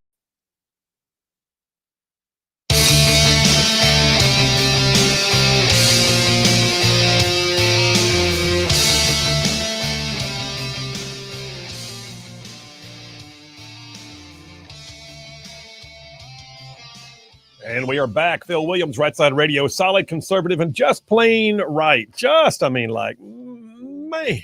covering down on some major ground across the southeast U.S. of A. Y'all, I'm telling you right now, wherever you are listening to the radio, we got a big chunk of the southeast covered by radio. And oh, by the way, a ton of y'all that watch live stream on the internet right now in places like YouTube, X, Rumble, Facebook, and our website, rightside.media.org. And then a ton of y'all podcast and catch it after the fact. I say all that every single time to make sure that you know that we can tell all the places where you guys are engaging the show, and it means the world to us. So thank you very much for that. Some old texts I didn't get. Oh my gosh, there's a bunch of texts I didn't give earlier. Good heavens. I didn't even see Yellow Dog Mike. Yellow Dog Mike earlier in the show says, well, didn't see you at the No Kings rally. Your sign off that there's more of you sure didn't look like it to me. Did you like the AI post with Trump with the crown dropping feces on marchers? I did, actually. Real classy post by the president of the United States. If MAGA had a shred of dignity, you guys would be ashamed. Last I checked, y'all are the ones out there with people wearing inflatable male genitalia and having signs that talk about, extolling the virtues of Charlie Kirk being murdered. And don't think you didn't, because they're out there. And then, oh, by the way, a lot of other deviant stuff. So don't come talking to me there, Yellow Dog. And I'm pretty sure if you look at the demographics, I do not think that was a cross-section of America. at these protests largely? No. And when he said, I didn't see you at the No Kings rally. Yeah, we were actually, having fun time with our families. Yeah. I was doing yard work, enjoying the game, being productive, going to dinner with friends. Instead of out being miserable, you know? Yeah. And getting everything ready for my grandkids to come visit. Yeah, exactly. Whoop, whoop. All right. David from Huntsville sends me a text that says, you can't tell me the mass shooter in Montgomery has been let out on bond. I don't know what we're talking about. Is that an old text? Or is that today? No, that was today. Okay. I haven't seen that. I need to find out what's going on. Brian S. from Huntsville says, as an Alabama fan, I remember the kick six and I'm over it. He said, we've won 9 out of the 11 games, so it doesn't even bother me when you try to bring it up anymore. How about 4th and 31? Okay. You have yours. We got ours, man. I'm just saying. No Kings.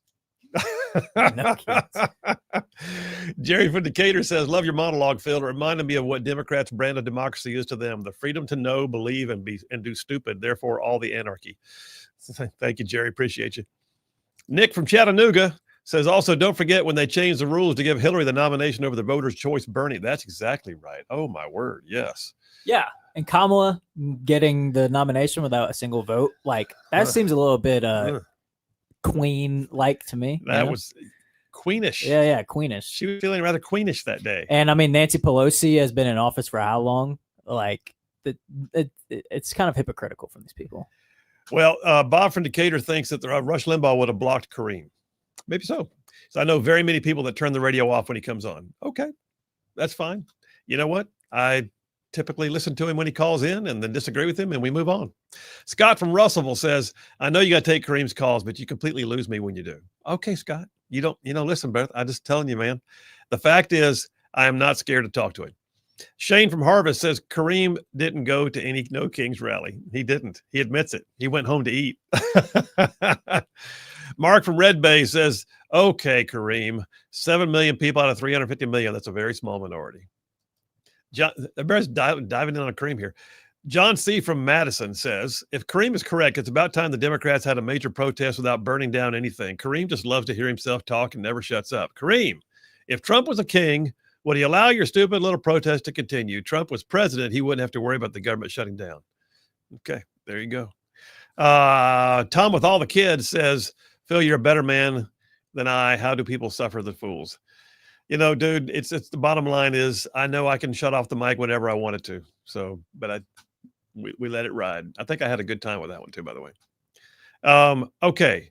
Let me get, wait, hang on a second. Ken from Harvest says, this is not Vandy's first top 10 rank. They were in the top 10 in 1947. That's what, it's then it's still been a long time. Then he says Pavia for Heisman. There, we'll wait and see.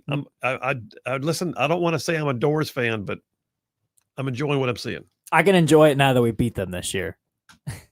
Okay, there's that. Wendell from Baton Rouge. Baton Rouge, he says, for $53 million, Auburn could possibly have Brian Kelly. I don't think you want to touch Brian Kelly. I don't think anybody needs to go there. All right, I'll get some more text here in a minute. Let me dive on into my topic. So I'm gonna finish up this TDS is real thing. We know it's real. I know you know it's real. But I've got a piece right here. This came from the Huntsville rally that Kareem was talking about. Okay, pray tell, what do we have? Well, 1819 News. I hold it right here in my callous former paratrooper hands. Shortly before 9 a.m., attendees began lining Governor's Drive, holding signs and flags while breaking out in chants critical of President Donald Trump, Republicans, and ICE. Many of the signs bore messages like Donald Trump rapes kids, Christie kills puppies, hands off our freedoms, and Trump is Epstein. The only one in there that makes sense was hands off our freedoms. If you want to protest, you don't like the way things are going, okay, never mind. 1819 News spoke to 2 of the activists who were present that were proudly displaying a Soviet flag. So they were walking around waving USSR flags. And one of them said he was doing it because he was worried about the Supreme Court trying to kill the Voting Rights Act. The other one just flat out said, because we need to push the Democrat Party more to the left in order to fight Trump. I mean, at least he's honest. They're saying it though, not us. He's flying his communist flag while he says we're just trying to push the Democrat Party further left so we can fight Trump. That, by the way, came from the Huntsville rally. That was the Huntsville rally. And then there's the rallies all over the place. And I've got an article. Town Hall did here how thick that is. I mean, it's that thick. Town Hall did a complete review of social media posts about rallies like this around the nation, and there were some big ones. I mean, listen, I'm not put off by that. But Z Van Fleet, who I just saw a little while ago on the Will Kane show up on the screen here in the studio, Z Van Fleet, she actually, her family escaped communism in China. She said, with a picture of it, she says, just came back from a No Kings rally in D.C. Here's my observations. It's true, I did not see a king. The crowd was not that big. Street parking was not hard to find. Majority of the people are white, and there's too many older people, like 60 radicals. That was everywhere. We saw that all the time. Here's another one. George Conway. You know who George Conway is, right? I do. Yeah. George Conway got out there wearing a I'm Antifa shirt and tried to have himself a moment where he picked up a bullhorn. Did you see that? It was pretty funny. It was. I don't know who dyed his hair either, by the way. It looked like himself. Step away from the Grecian. All right. So he was like major touched up before he went out there. He grabbed a megaphone. He started yelling, hey, Donald J., how many kids did you starve today? Hey, Donald J., how many kids did you starve today? And the crowd just stared at him. Yeah. Like nobody did anything. And then he kind of laughed, went, okay, and he walked away. Yeah. He was like, oh, okay. It was pretty cringe. Yeah, he's such a never Trumper. Where's that next one I had here? I'm looking at all the different social medias. I had one that I wanted to point out from, this one. So Jack Posobiec, I said his name right. Yep. Jack Posobiec has a picture of one lady holding up a sign, and all it says is A, Trump's ear, B, Erica's heart. Yep. And you know what that is? Yep. That's the shooting of Trump and wounding his ear. And then that's Erica Hart, which is, I mean, Charlie Kirk's wife. Yeah. It's amazing to me the callousness. Well, there's another video of a lady doing, like a gun signal to her neck at people. And then turned out that she's a teacher. She's a teacher, an elementary school teacher. And the website of the school had been shut down because of all the people, reaching out to them. But it's like, these are people teaching your kids. Yeah. I had a lady, a teachers union that used to try and wear me out on social media. And I kind of would always just give it back to her, not like rude. I would just say, well, if you read the bill, you'd know this. Or I would say, well, that's not the way I didn't get elected to get reelected. So do what you want to do. And she'd always come back at me like, how dare you? How dare I? You're cussing me in an email. She sent me an email once that was so illiterate. And I finally said to her, Ms. So-and-so, I don't know where you teach, but I fear for the kids in your class. I mean, illiterate emails, rantings. It looks like she gets drunk and gets on there and just this little keyboard courage starts typing things up. On this, I will say this. There are some very real things happening in Trump derangement syndrome world. One of which is a story here on Fox, which was the first to report it, and I'm not sure anybody else is yet. Secret Service discovered a hunting stand in a tree with a clear sight line to where Air Force One lands when Trump boards and deplanes down in this is down in Palm Beach, right? So somebody put up a tree stand, and the Secret Service found it. And right now, my last check on the story, unless you got an update, my last check on the story was that there's not been anyone who's been located or detained in relation to it. But there's also some indication it might have been there for like over a month. So the question is, how does somebody get a tree stand within sight of the airstrip where Air Force One lands on a regular basis? Dan Bongino was on Fox News yesterday morning and said that it was flown back to an FBI lab as investigators are working to identify and track who set it up. So I guess the stand's been taken down and is being investigated, but that's the latest I've heard on it. Wow. Well, I mean, they'll look at all the things, some of which is going to be like, is it a common brand? Is it sold? How old is it? Is it an older model? They'll fingerprint it, the whole thing. But the picture of it does not look very sophisticated. I mean, I've seen some legit, deer stands. This is literally like just a little, like somebody just set it up there quick. Like it was, which I mean, that's not saying that, it couldn't have actually been a hunting stand, but having it a direct line of sight to Air Force One and it being, so informal, doesn't look very good. Not at all. Trump, by the way, I thought he had a great point. He was talking about the Democrat Party, and at one point in his discussion with Maria Bartiromo, he said he doesn't think the Democrat Party even has much of a future the way they're going right now. And his words said the Democrats are kamikazes right now. They are. He said they're kamikaze pilots right now. They've got nothing going. They have no future. They have incompetent candidates. And then he talked about, Jasmine Crockett and some other stuff. Last thing I will say is Trump derangement syndrome is so triggered by memes. Like, it's crazy how quickly they're triggered by memes. I've got a piece here. How much time do we have? We're not gonna make it. I'll tell you what, we'll do this when we get back. JD Vance, did you know, by the way, have you heard of Blue Sky? I know you have. Yes. I'm not on it, but I've heard of it. Yeah. Blue Sky is the name of the Twitter or X alternative that was created for liberals to have a safe place to go and have an echo chamber. Except that the president and the vice president just opened up their Blue Sky account, started trolling liberals in their own backyard. And it got hilarious.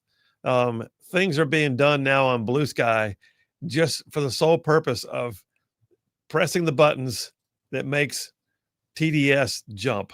So when we get back, we'll do a little something on that. Phil Williams, Rightside Radio. Y'all stay tuned. We'll be right back. In the museum, and I mean, just the idea that I'm in a professional wrestling Hall of Fame as the mortgage guy. If you could tell 7-year-old me that, it would blow his mind. It'd be the coolest thing ever. That is absolutely very cool. All right, so you got this crazy life. Did you ever imagine this stuff? I mean, you've definitely got two sides to your professional life. Both of them are still gainful and still going. Yeah. And both of them are still time takers, and both of them you still have people that work for you here, there, and the other, and you're running and gunning. Did you ever imagine? I mean, where'd you come from? Where did Conrad Thompson, was he come out of the womb as an entrepreneur, or did something happen? What got you to the point that you are able to step into entrepreneurship with this kind of brash boldness that you seem to project right now? Well, that's an interesting question. First of all, I appreciate that. I like brash boldness. If that's the way people describe me, that would be cool, right? Brash and bold. I like it. No, my grandfather, I guess maybe this is part of it. He was in the Amway business and did really well. Wow. I never even studied Amway, but I guess people get impressed when I say he was double diamond. I guess that's a thing. I don't know. But I guess he did pretty well at that. And then, unfortunately, he and my grandmother got divorced, and things were never the same for either of them after that. But my mom partnered with my grandmother, and they started a domiciliary. You and I, being country folks, might call it an old folks home, where they're not quite ready to go to, full-time care like a nursing home, but they do need somebody to just help them around the house and that sort of thing. So they created that. And then my dad he worked at the prison system. He was a security guard or a prison guard, and he would, do drug tests and whatever other tasks they had him handle at the prison there. But that wasn't enough. They needed more income. So Dad started selling insurance part-time, and then he started selling vacuum cleaners part-time, and that proved to be more lucrative. And eventually my dad was earning far more money selling vacuum cleaners in the evenings and on weekends than he was working for the state as a security guard at the prison. So he had an opportunity to have his own territory, and eventually he jumped at it. So we went from Prattville, Alabama, a suburb of Montgomery, up to Gunnersville, and that's where I graduated high school. But I saw my parents' life change from where, Mom was telling me, don't answer the phone, that's grown folks' business. Those are bill collectors. Yeah. And I learned things like, if you mail the cable bill to the power company and the power bill to the cable company, it'll buy you a few more days. So I grew up with that. And I remember wanting to be able to do better and provide more for my mom. And so when I saw that become a realization, now we're taking fancy trips to Cancun, and we have a 2-story house and an in-ground pool, and Mom's driving a Lincoln. I remember what that felt like. So I just decided right then, hey, I'm going to be in sales. I want to do sales. How about that? So when I was a sophomore at Gunnersville High School, I got as silly as this sentence sounds, a full ride at Sneed.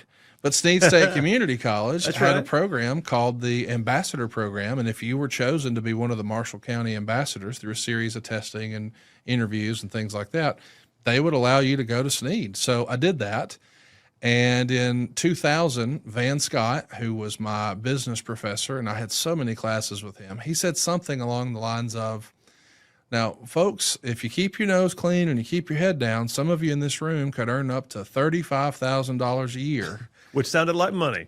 But I reached in my book bag at the end of class and I realized here we are in September and my year to date is like 60 grand. There you go. So I came to Van after the room had cleared out and I said, hey, I think this was my last class. And he says, are you dropping the class? Because I'd had several with Mr. Scott. And I said, no, I think I'm dropping school. And he said, what do you mean? And I said, well, you said if I keep my head down and I keep my nose clean, I could earn $35,000 a year, but here's my paycheck stub. And he looks at it and he looked up at me and said, son, you make more than me. Why are you here? And patted me on the arm. And that was it. I never went back. How about that? And before I knew it, I moved to Huntsville because I wanted to be where the people were. If you're in a sales job, you need to go where the people are. Yeah. So living in Gunnersville, 6,000 people at the time or whatever it is, I went to Huntsville, rented an apartment, and 11 months later, I bought a house and mortgages, here we come. Well, so looking back to your family, I mean, I heard a couple things in there. I heard work ethic. Oh yeah.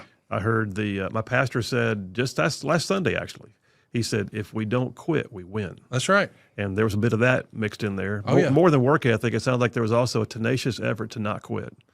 Absolutely. My dad is my hero, and he instilled a great work ethic in me. He instilled a positive mental attitude.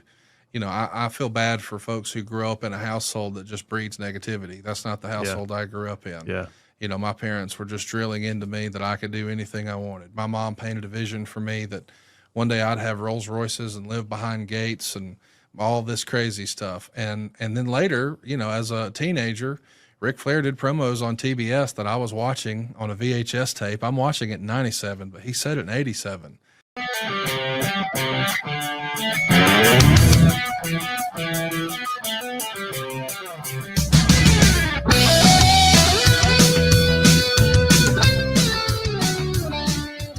And we are back. Phil Williams, Rightside Radio, solid conservative, just plain right. Man, way overdressed for radio. That's where I am today. Way overdressed for radio. I am. Got to wear my lawyer uniform. I mean, you're just well for the live stream viewers. That's true. Hey, okay. I'm dressed just right for live stream. Yeah, there you go. But yeah, okay. Still overdressed for radio. Overdressed for radio. A couple of quick texts, and then we're going to do this thing. I got Matt from Madison.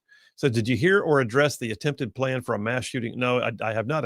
I heard, but I have not attempted to address it. It's a breaking story, and I don't know that it was real or if it was somebody that was actually just mouthing off. I don't know what that was yet. We'll find out more details. Thank you, Matt. Tom from Huntsville. Hamina. Said the Chicago teacher apparently was fired. The one doing. That's the one doing the Charlie Kirk shooting thing? Yeah, and apparently she was making over $100,000 a year. Jeez, my daddy. Okay. I got the Trump derangement syndrome thing. We're going to wrap this up here, but the Trump derangement thing is they are so, what's amazing to me is they are so susceptible to memes, and we know it, and that's what makes it fun. It's like, you know, just a little poke and they are just like, you can't say those things. And the amazing thing is what they will say. And yet if you troll them with something, or if you try to, so JD Vance, who is a great troller on social media, and some would say, well, it's not seemly for the vice president and the president to be doing these kind of things. I don't know. Why not? Listen, if they start using mass profanity or saying some sexual innuendos, I would be bothered by it, but they're not. They're literally just saying, okay, here's that thing that I know fires you up. So what do you think of this? And so you want to play that Blue Sky? So Blue Sky is the echo chamber for libs on social media. That's where they go to be able to talk amongst themselves and share their angst, and no one will ever contradict them because it's like a great big cry room. It's a safe place. No trigger words are allowed. Except that now that Trump and JD Vance both have their own Blue Sky accounts, they started trolling hard this weekend. So if you're watching the live stream, you'll get to see this. Go ahead and play what JD Vance did after the No Kings rallies.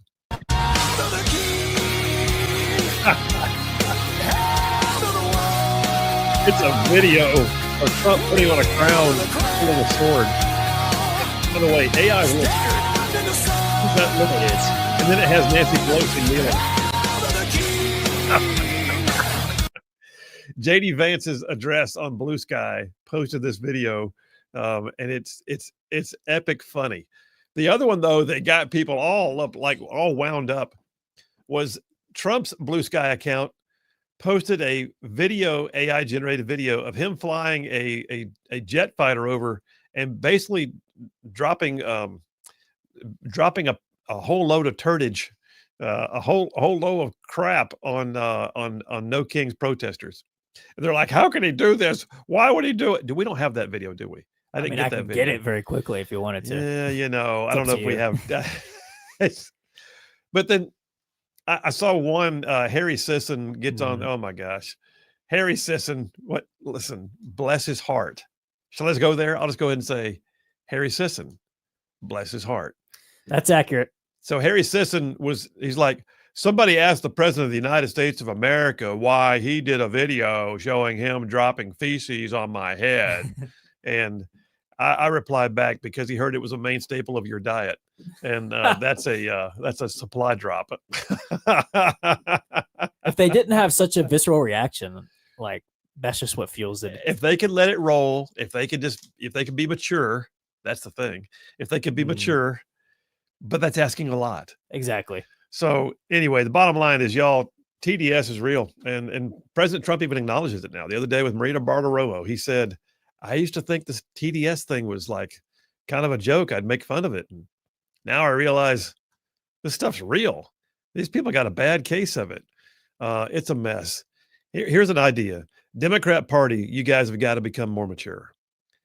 I mean, not that I want you to win, not that I want you to prevail, not that I want you to be able to actually debate well, but I'll just be honest with you. It's gotten to the point. It's like, have you ever watched somebody do a solo in church and they're off key and you break out in a sweat for them? You know that? There are times now when I listen to Democrats and I watch what they do, and I almost want to break out in like a sympathy sweat. Like, oh my gosh. I mean, do they even know that they are that bad? Like the singer, the soloist in church does not even know he's that bad. Well, that's the way they are. And most of the world watches this No King stuff. And we see some who are like out there just doing their thing and exercising their First Amendment. We're like, all right, whatever. And then we see them, wearing giant male genitalia and marching around with, rude signs, and also the ones making fun of death and destruction and, calling for things that no one should ever want, and wearing, putting the rainbow flags up. And you think, do you guys even realize how absolutely foolish you look? Like, the level of immaturity is galling. And somehow or another, you actually apparently became an adult. All right. More stuff coming up. We're going to get into some Gen Z rising. Phil Williams, Rightside Radio. Y'all stay tuned. We'll be right back. Williams here. I want to remind you that Inspire Advisors is one of our sponsors, and they are doing amazing work. Look, I know this audience. You're the kind of folks who believe in standing up for your principles. You're good stewards of your resources. But what if the companies you were investing in don't reflect your values at all? Well, that's why you need to meet Paul Breyer and his team at Inspire Advisors, because Inspire Advisors, they are experts in the field of biblically responsible investing.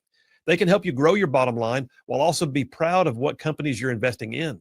Inspire Advisors, check them out. Their website, www.moneypatternwealth.com, and tell them you heard about it on Rightside Radio. He wanted to live in the biggest house on the biggest hill on the big side of town, and he's got a limousine a mile long and blah, blah, blah. So he was talking about swag, as the kids would say in these rap songs today, way back then. And as a 15, 16-year-old, it was like, yeah, that all sounds pretty good. I think I'd like that. And I felt like sales was maybe my ticket there. But I grew up selling, I thought I would sell insurance or I would sell vacuum cleaners like my dad. But then a neighbor next door to our suite in Huntsville at the office suggested that I come sit with him one day, and he taught me about mortgages. And I'm 19 at the time. How about that? I don't even know that I don't know how to spell mortgage. I certainly don't know there's 2 G's in it. I would have never guessed that. But I remember looking at it and saying, okay, Jeff, I get we're saying their payment goes from $1,300 to $900.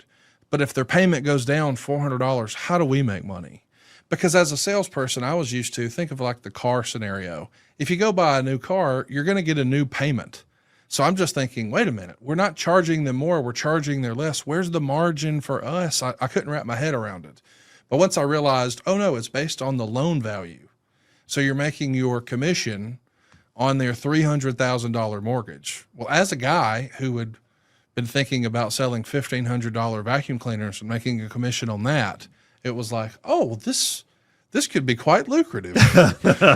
So I went and told Dad, hey, Dad, I think I'm going to quit and try this. And Dad and I really came to an impasse because he felt like, hey, I'm only building an outfit here in Huntsville for you to run it. I still had one in Albertville. That was Dad's company you were looking at. Yeah, at that point, Dad had an office in Gadsden. Wow. He had one in Albertville. He had one in Huntsville.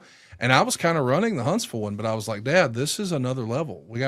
So Dad didn't see it. And Dad thought, it was not going to be nearly as lucrative as it was. But it afforded me the opportunity to buy my first house and buy my first Rolex. And when I was a kid, I had to have an Escalade, all that silly stuff. So about a year later, Dad was like, so how do you make money with this? So eventually I got Mom in, I got Dad in, I got my cousins in, I got my uncle in, and I started First Family Mortgage because it really was everybody, my sister's here, everybody's here. So it was a fun way to sort of share that with my parents. I mean, their lifelong dream had always been to own a place in Panama City.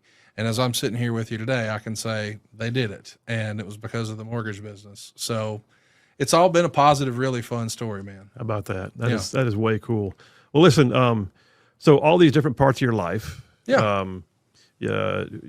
So what's your mode? I mean, do you sleep late? Do you get up early? Are you the guy who's like already scheming before the crack of dawn, or are you the guy who works to the wee hours of the night and then sleep till 10? What's your mode? I mean, how do you structure your day to get all this done? Well, my wife decided a couple of years ago she wanted to get into fitness, so she's training for competitions all the time. Wow! So I went from being the first person up to now she is. She's up at 3:30 in the morning and at the gym by 4. No kidding. As you may have been able to tell, I am not there at 4 in the morning. I am still asleep. But no, I'm up every day before 7 and getting after it. I always usually try to have an 8 a.m. appointment somewhere. Today it was about our big convention in Dallas. But at 9 o'clock, I did a podcast from 9 to 11. I jumped in my car, came straight here to you. Yeah. I've guessed that our show would be about 90 minutes. So I have a 1:30 as soon as this finishes for my ride back. And then I've got a 2:30 right behind that. And then I'll pick up a professional wrestler flying in from Mexico at the Huntsville International Airport tonight at 6:45. And I'll take him to dinner and make sure he's situated, and then take him to have some cervezas. And then we'll bring him back to the house and introduce him to the wife before she goes to bed. And we'll do it again tomorrow. Wash, rinse, repeat. Every single day from the minute I wake up until I go to bed, I'm doing something that makes money or is fun, or else I'm not doing it. But those are my two prerequisites. I want to have fun or make money. And if I can do both, I'm doing a lot of it. How about that? Yeah. How about that? All right. Let me ask you this.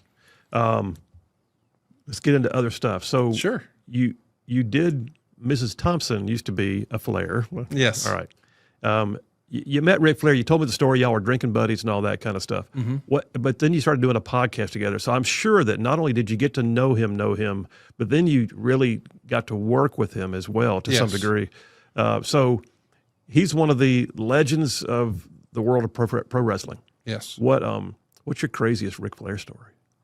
None that we can tell on a fine podcast like this. But what you see is what you get with Ric Flair. His real name is Richard Fleer. Right. But I don't think he can differentiate between the two even now.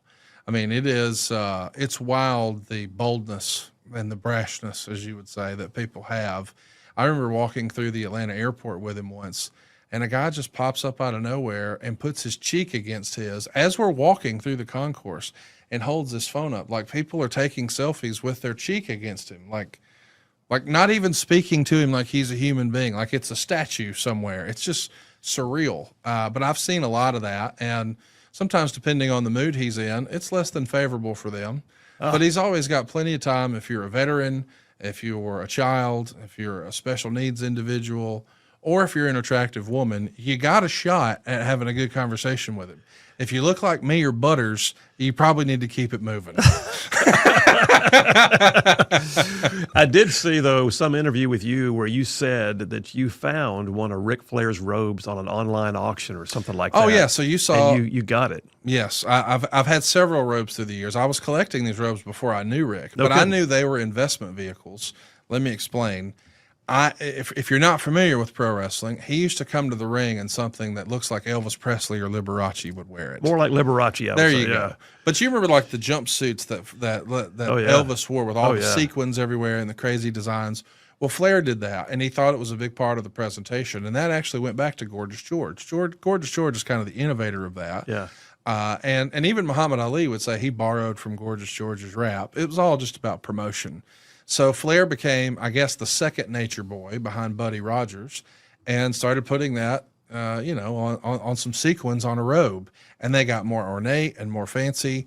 But then one day I'm just scrolling. I'm a sports collector, so I have like an old pair of Ali's trunks and Tyson trunks, and I've got Joe Montana's jersey and just lots of silly. Alabama and Tennessee's syndicated news talk leader, Rightside Radio. Phil Williams here live in the Rightside studios. Man, we got the local, the state, the national, sometimes the international. And oh yeah, like the dude just said, solid, conservative, and just plain right. Well, welcome to Meatloaf Monday, hour number 3. Meatloaf Monday. You know what? I think I need a sound effect. Let's go ahead and play it. Meatloaf Monday. I think I'll try the meatloaf sandwich. Do you know what that is? Yes, meatloaf. What is it?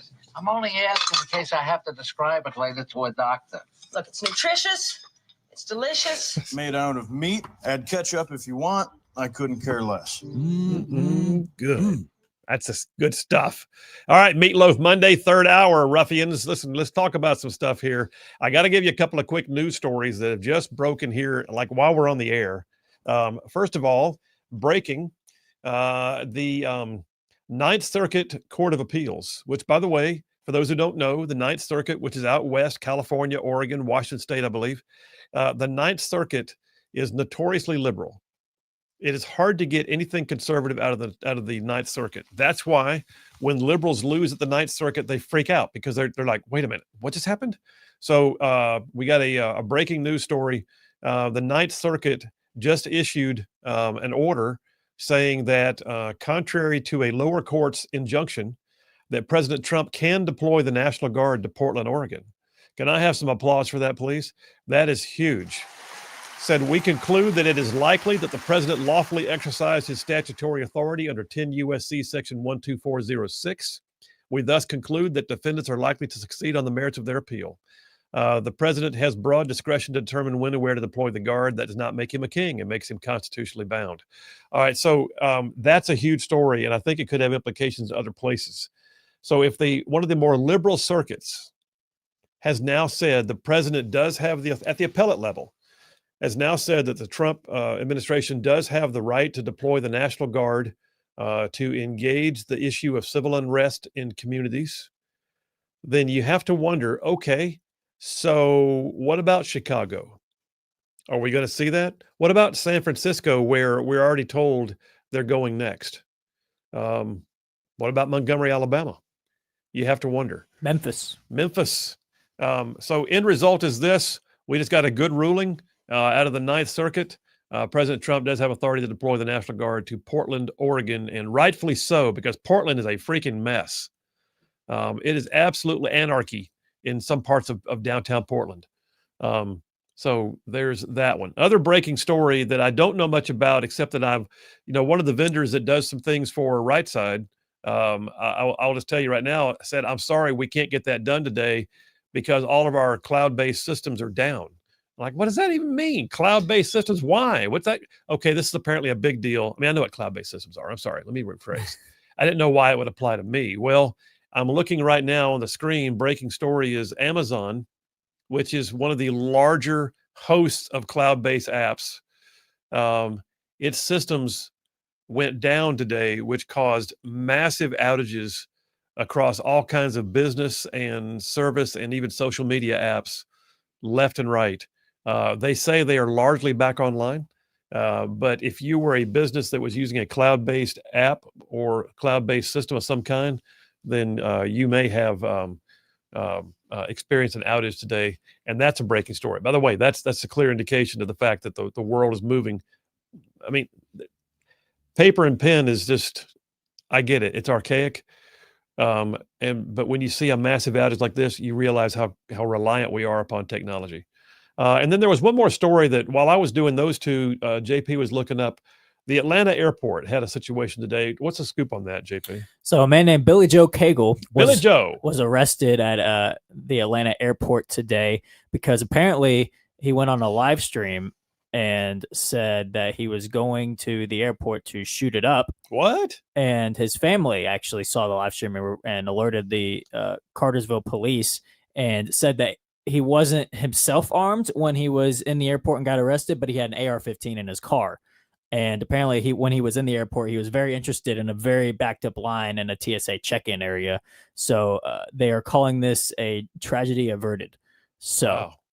So basically somebody saw something and said something. Pretty much. Yep. Someone in his family saw the live stream and alerted the police. You know, what's interesting too is the family knew better than to take it as a joke. Mm-hmm. And I mean, I realize that there are times when people say things off color. They say things that are like, there's no room for that kind of comment, no matter what. There really isn't. But this family apparently saw that and realized more. They knew more about him than to underestimate it. Yeah, and the Carswell police have said that he was a very mentally challenged individual and had a weapon, and that combination is never good. So actually, that was the Atlanta mayor that said that, Andre Dickens. Right, well, good on the police and the family for making sure this was caught before it became a thing. Glad to hear it. What do we know about him? What was his motivation? Do we have any idea? Nothing yet. Okay. Nothing yet. Okay. Wow. All right. Listen, we'll keep tabs on that, and other breaking news as it comes up, we'll bring it up. I want to jump into. I'm going to call an audible. All right. We took quite a bit of time on the TDS's Real Dipper, which is great because we had a ton of audience participation on it. But I want to jump into this last Dipper of the day, Gen Z Rising. Okay, let's talk about this for a minute. Every generation has its moment, right? Every generation has its moment when it comes into its own, and it begins to be the dominant force in society. It just happens. Age and time take care of things, right? But I will tell you right now, me personally, I am, depending upon how you look at the dates, I am either a last minute baby boomer or I'm a very early Gen Xer, me personally. I was born in 1960, but early in that, I'm born in March of 65. Do the math. Doing March of 65. So I am barely into what is often known as the Gen X, but I'm also pretty much in the straggle end of the baby boomers. Great generations. Great, awesome generations. They are known for, are you ready for this? They're independent, tech adaptable, and skepticism, but they also prefer authentic brand messaging. I get it. I agree with all that. But as a baby boomer, I would have a strong work ethic, traditional values, and significant buying power. I want to be both. I'm going to call myself a Gen X boomer. You have every right to do that, I guess. Thank you very much. All right, now there's Gen Z. Let's talk about the generation that JP's a part of.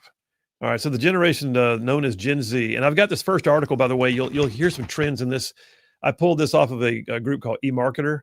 This is a group that talks about how best to address your products and how to reach different demographics.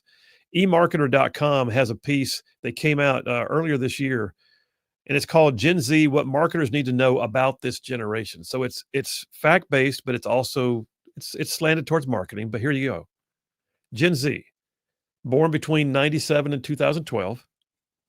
They are known as the first truly digital native demographic. In other words, they grew up not knowing a time without smartphones. Yep. Gen Z tends to spend over 6 hours daily on their phones if you add it all up. Gen Z, it says, expects what they call seamless tech integration as the baseline, meaning we don't expect interruptions. We don't expect to have to reboot. We don't expect to have to go outside of our current app. We don't expect to go find it somewhere else. We expect when we log on to that thing we like, we'll find what we want. And it should be seamless. They don't distinguish between online and offline experiences too often. It's all to them just life. So if somebody said it on social media, it's as if they said it to you. Yep. That all tracks. Yep. Okay. They are also, by the way, roughly 20% of the current U.S. population. So 20% of the U.S. now is born between the years of 97 and 2012. And that equates to roughly 69.3 million people. Wow. All right. So this is a big demographic. And I'm in the earlier sector that I'm 2003. So okay. All right. So you're an early to midland Gen Zer. Yeah. Early mid. Yeah. All right. It also says, these are just fact-based things. Gen Z consumes media differently than anybody else before them. Nearly all watch digital video. 1000%. Okay. Which is funny to me because I feel like because of Rightside, because of my time in studio and because of my time growing a small media company here, that I've become versed in things that you guys live with as a matter of course. Yeah. I mean, my generation is not turning on Fox News, CNN, MSNBC. We're watching, streamers. We're watching podcasts and, all stuff on digital without the commercial breaks, there's ads inserted from the creator. But I mean, we're not watching cable news. We're not listening to talk radio. It's podcast and digital news 100%. My kids talk to us at Christmas and we haven't done it yet. Or maybe it's over the summer. Dad, why are you guys still paying for cable TV? Yeah. And I'm like, I don't know. Because I want to watch the news. Dad, you can get YouTube TV for like 1/10 of the price and get all your channels. And I'm like, what? Mm-hmm. And then it dawned on me, we do that here in the studio. We do. Holy crap. All right. So basically my generation, I'm a slave to a plugged in cable. You guys are a fully digital. We know. And by the way, I would say too, Gen Z does not react well to not having good connectivity. Would you say that's true? I'd rather have no connectivity than slow connectivity. I would say that. Yeah. If it's on, then I want it to work. Yeah. All right. A few more fact-based things before we get into the meat of where we're headed. And we'll have to take a break first, but Gen Z, this is what it says, is expected to outnumber millennials on Instagram like vastly, because this is where they live. They live on the social media apps. TikTok is still dominant for short form, is what it says. Instagram is essential for direct messaging and stories. YouTube is where they all find long form content and live streaming. Yep. All right. Snapchat is considered to be an authentic person-to-person conversation or sharing. I feel like my group, like the earlier Gen Z, has outgrown Snapchat, but I think probably the younger Gen Zers probably still use Snapchat a lot. Here's the thing: adding all that up, it says in this thing for marketing purposes, but I think it's also like life. It says what sets Gen Z apart is how they use all these platforms for actual discovery. It says the majority use their social media and YouTube to actually find new products and services and information, making these channels their critical touch points for where they find the brands they want to buy. Does that sound right? I do. I mean, I bought my sister her Christmas gift off TikTok Shop last year. So yeah. Stop it. And it was good. Well, see, my son will come in wearing a shirt and like, that's cool. Where'd you get that? From so-and-so. I never heard of that brand. Dad, you got to look online once. Yeah. Oh, okay. It's not a brick and mortar store. See, I'm all right. I'm a baby boomer. You are also considered to be the generation that is the first truly mobile payment generation, meaning you often use your smartphones and other devices to actually make payments rather than carrying money in a wallet. I don't remember the last time I had cash in my wallet. I do Apple Pay mostly. Yeah. I carry cash for emergencies now, but I understand. It also felt really naked when I began to move away from cash. Like, is this card going to work? But also, that's not a good trend, I don't think, to move towards digital than cash. But that's just kind of where we are. All right, so we set the tone. We're going to take a break. We set the tone. Gen Z, who are they? You heard some. Truly tech, truly online. They've been hardwired from birth, and yet they are also a huge piece, 20% of our population, and they're old enough to vote. Let's talk about what that means. Phil Williams, Rightside Radio. Y'all stay tuned. We will be right back. But I thought from a wrestling fandom standpoint, like maybe the coolest thing you could own would be a Ric Flair robe. So I'm scrolling eBay and I found one and I couldn't believe it. And it was legit. It's legit. I knew it was legit. So I negotiated with the guy for the course of maybe 3 months. And then I bought a robe from him. And then when he got another one, he said, hey, do you want to buy this one? Well, I negotiated and I got an even better deal. So I bought that one.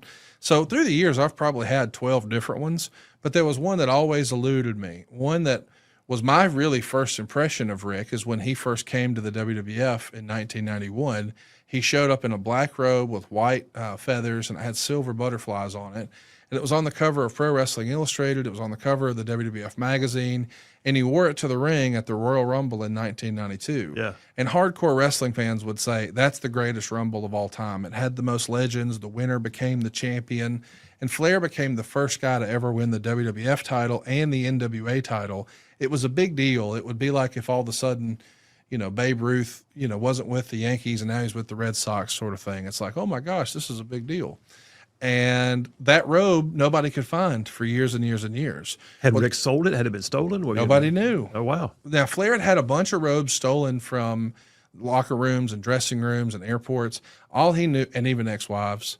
But he did say, hey, I don't know where it is, so it's clearly stolen because I didn't sell it. Well, it turns out the story we've heard is he forgot after a Monday Nitro in 1995 and left it hanging in the closet in Johnson City, Tennessee at a Holiday Inn. And they didn't know how to get a hold of him because in 1995, it's not like everybody had cell phones like they do now. Right.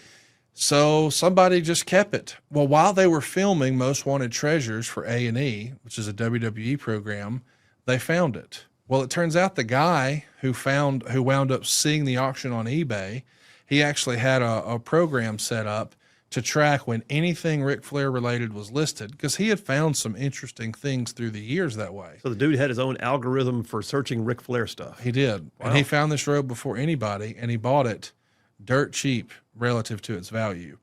But I knew the guy because this little circle of high-end wrestling collectors is pretty small. There's probably 6 major ones. There's a lot of others on the periphery. Are you one of the 6? I used to be. I'm not as active in it as I was. I found that I've gotten close enough now that my fandom has changed a little bit. I just view it differently and I appreciate it differently. That's not to say I still don't have a pretty damn impressive collection. I do. But I'm just saying I'm no longer actively looking for the next thing, if that makes sense. Yeah. But there's still a few things out there that, boy, if I could find that. But it's less about what else can I add to the collection and more about what are my grail pieces, if that makes sense. Right. Well, for years and years, I'd called out on podcasts because I would even watch along. I think in 2022, I watched, maybe it was before that, but on an anniversary date, I watched with Ric Flair that Royal Rumble back again. And I said into the microphone, hey, if anybody can find that, I'd be glad to get you a brand new Forerunner. I mean, like my DMs are open. Here's my email address. Anytime that robe came up, I threw it out there. Well, this fellow knew, because we had done robe deals together, that I was interested. So he reached out to me and we worked a deal out and we sort of recreated it for the TV show. That's not exactly how it happened, but it's pretty close. But either way, he got a wire, which was almost as much as I spent for my first house. And now I have the robe. No kidding. Yeah. Good but Lord. There's only a handful of things that I really, really wanted. And I had already achieved accidentally. My first wrestling collectible was the big gold belt. And it's the one that Ric Flair debuted on Valentine's Day, 1986, but they used it all the way through the end of WCW in 2001. So the same belt that he wore and Dusty Rhodes wore and Ricky the Dragon Steamboat and Sting is the same belt that like Hulk Hogan with the NWO played air guitar with on Nitro and Goldberg beat him. And the idea that I was able to find that, I thought, man, this would be like finding, like the Super Bowl trophy, they make a new one every year. This is like the Stanley Cup. Wait, I'm taking it back. They make a new one every year. Well, yeah. If you go to Robert Kraft's office, I'm sure he's got a bunch of those trophies. He's still got his trophy. Yeah. Yes. But I'm saying this one, they didn't make a bunch of copies of. Like that was the NWA belt. In the WWF, like they just make like 5 or 6 a year. So there's just several of them that have this design. But this particular belt was 3 pieces of metal and 1 strip of leather, and it was used from 86 to 2001. So when I found that, I was like, this is like the coolest collectible ever. The second coolest would be if I could find Ric Flair's 1992 Royal Rumble robe. And when I did, I was like, oh, I got to put them together. Okay, so, but now I got to chase this rabbit then real quick. 2 questions. What is the most coveted piece of your personal collection of any kind of sports? Because I heard you say you're a big sports collector in general. And what is the one thing that's still out there?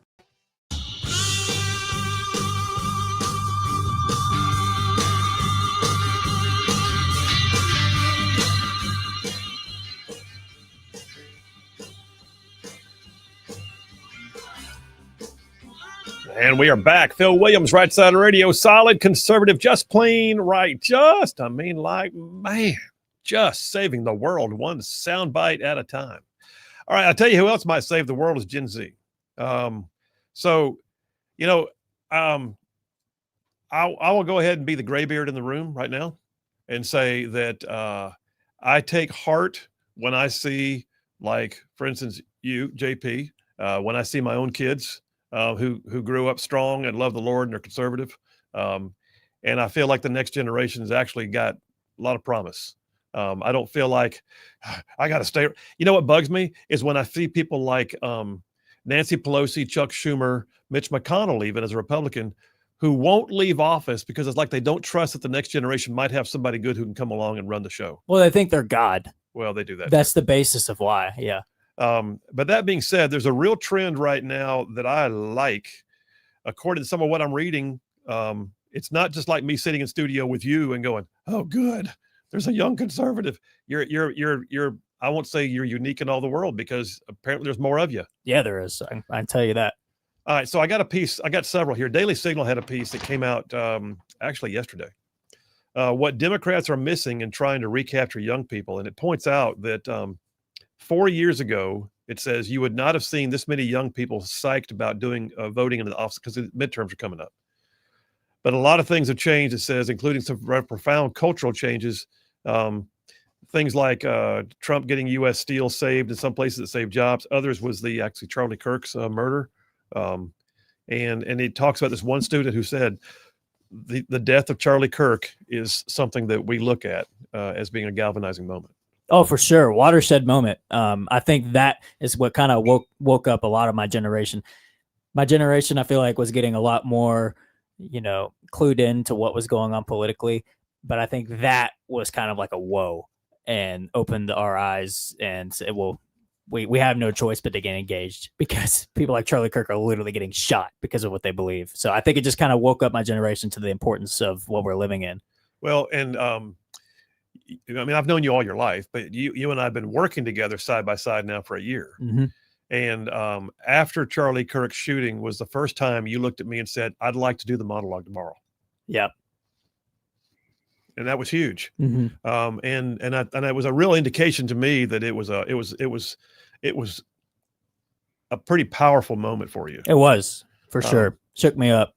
But so me and you talking right now, you think that was also significant for your generation? Yes, for sure. I mean, I saw friends of mine that I knew were conservative or at least not liberal, but they kind of were like, I don't like to get involved in politics. I don't like to talk about politics. Let's just hang out. I saw them after that, just kind of like this is more than just politics. This is something deeper going on. Was it a call to action though, as much as anything? Was it truly a turning point? Like people are like, I'm now getting involved.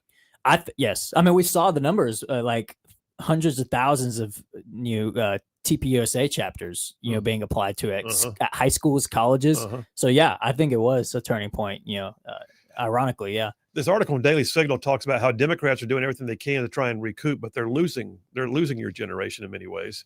And it says things like, as California Governor Gavin Newsom, a Democrat, tries to play video games and talk about Fortnite, and Snoop Dogg tries to win back young people, they're missing the fact that Trump didn't win young people by doing any of those things. He just won them over with a healthy dose of what Vice President, along with J.D. Vance, by telling them that how does it say it here? Saying that what they wanted to know was that their place was going to be okay.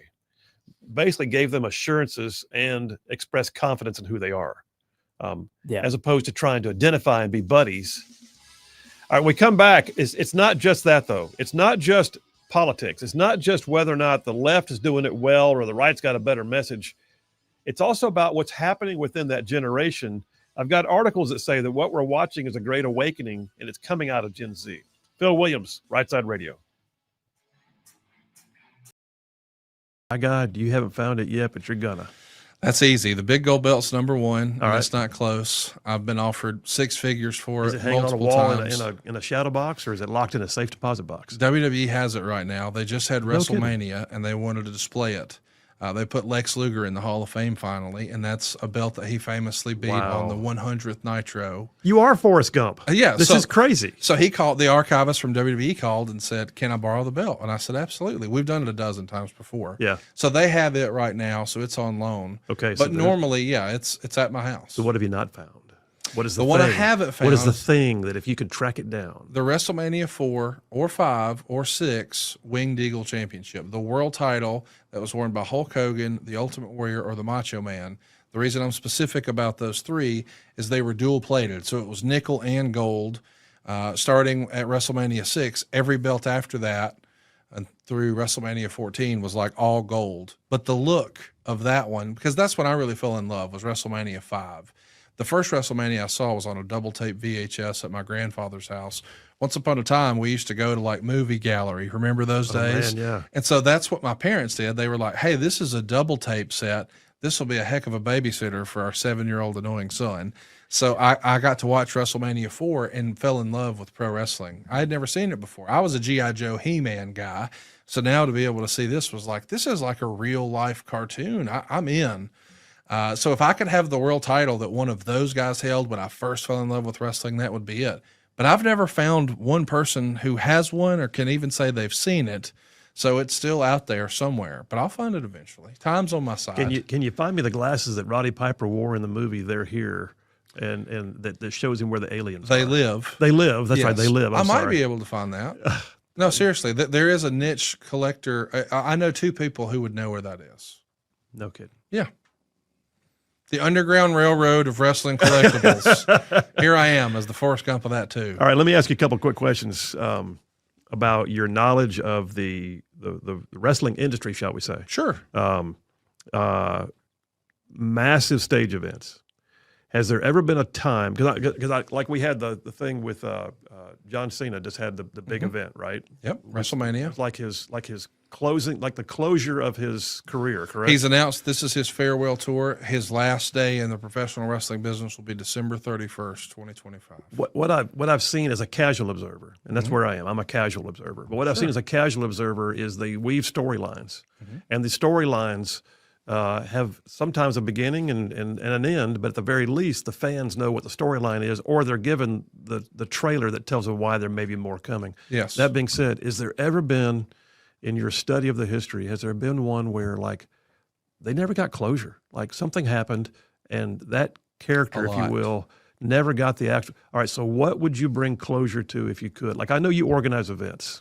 I know you've been a part of like Ric Flair's final. Yes. And you've seen some other big events and you've got StarCast and other things you work with. Event-wise, if you could bring closure in time, anybody, who would it be? You're saying we have a time machine? Yes. Hulk Hogan's last match. Hulk Hogan's. It was a 6-man tag in Europe. It wasn't promoted as being his last match. I don't think he knew it would be his last match, but that's the way the cookie crumbled. It wasn't even filmed. It was just for the people in that building. I think it was Germany. I could be wrong, but somewhere in Europe, maybe it was London. I don't know, but somewhere, not America, no television cameras, not pay-per-view. Hulk Hogan's last match would have been pretty damn big. And it's a shame we missed that, but And it probably should have been big. it would have been incredibly big. Yeah. So he's still alive. Yeah, but he's no longer. He's also what? In his 60s, I guess. Respectfully, he walks with a cane now. I mean, we couldn't physically do it. Well, but he's still. I don't know if you saw, but just yesterday, as we're recording this, he was on Fox and Friends announcing his new promotion, Real American Freestyle. So it's not pro wrestling, but it is pro wrestling. I mean that to say it's not sports entertainment like WWE, but if you were an incredible amateur wrestler in the ranks of the NCAA, but you decide you don't want to get punched in the face and learn jiu-jitsu, so your goal isn't UFC, and you don't really want to follow Kurt Angle's footsteps and become a sports entertainer with WWE, you just want to continue to pursue and compete. Are listening to Rightside Radio, solid conservative, just plain right.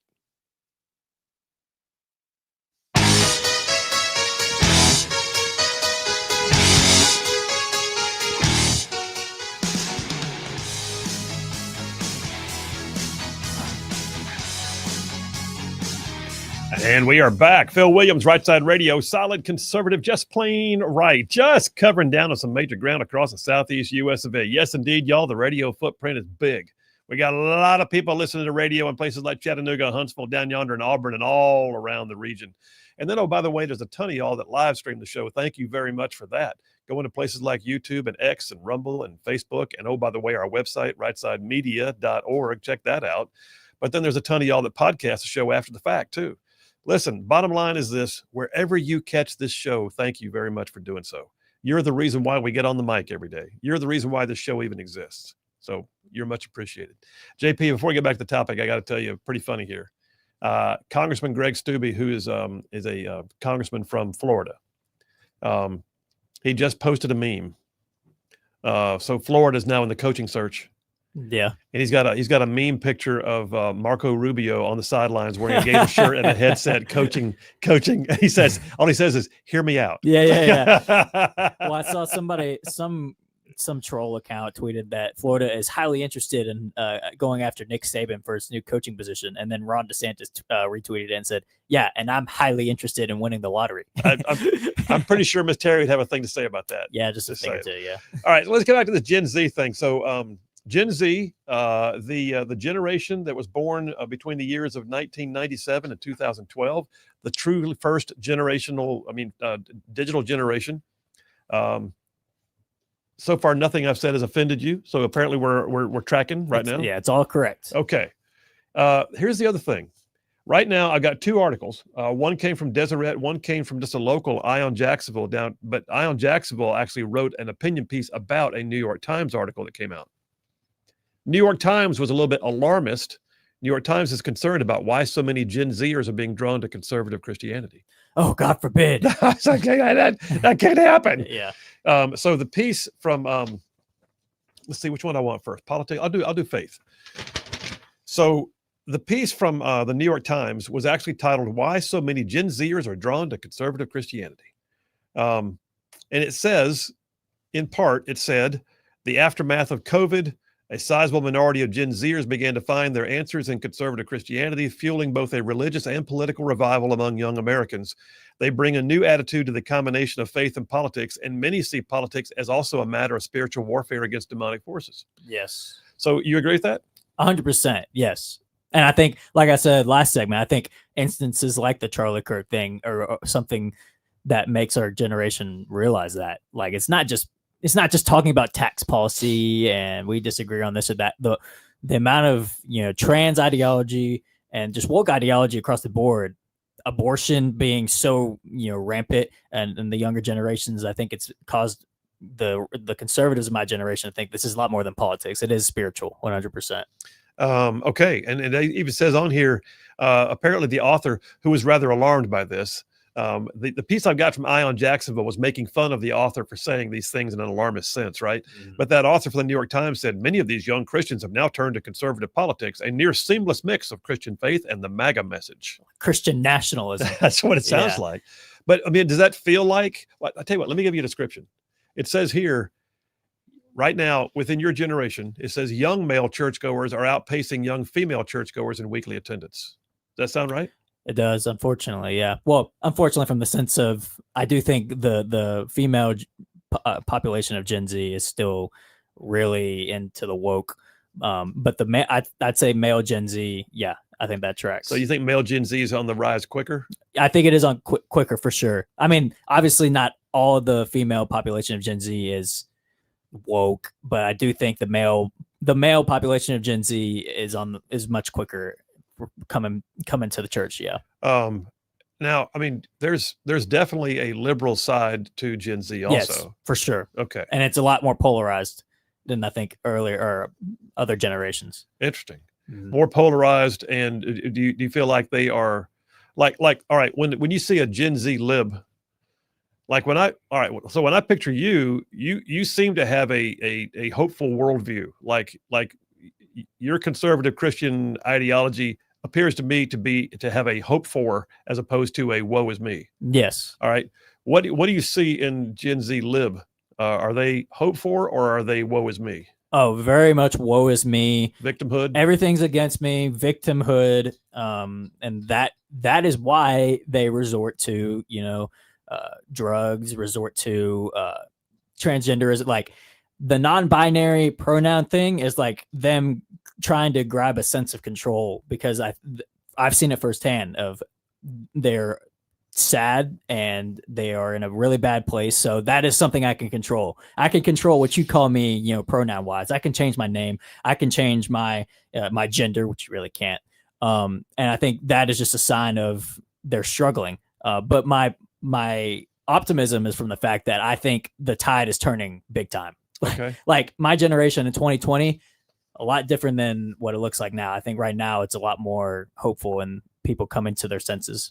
On the thing about males, kind of grabbing hold of conservative Christianity at a faster rate than perhaps females of your generation, it says this. Well, first of all, it does say in parentheses, "Fear not, the girls will follow." Yeah, I think they're coming along. Okay. But then it says it reflects a return to a more muscular, masculine Christianity, pushing aside the effeminized, hippy-dippy version from the 60s and 70s. Big time, yes. You think? Well, and like it's cool to be a guy again? I think for sure, but also the rise in Catholicism and Orthodoxy in my generation is huge. And I think the reason for that is you talked about we're the first digital generation. Right. I think all the older generations on the left, they see the woke ideology as like a fad. And we're not going to win an election unless we get on board. And hey, guys, I play Fortnite. That's cool. Hey, I think that men should marry men. I think men can have babies. Yeah.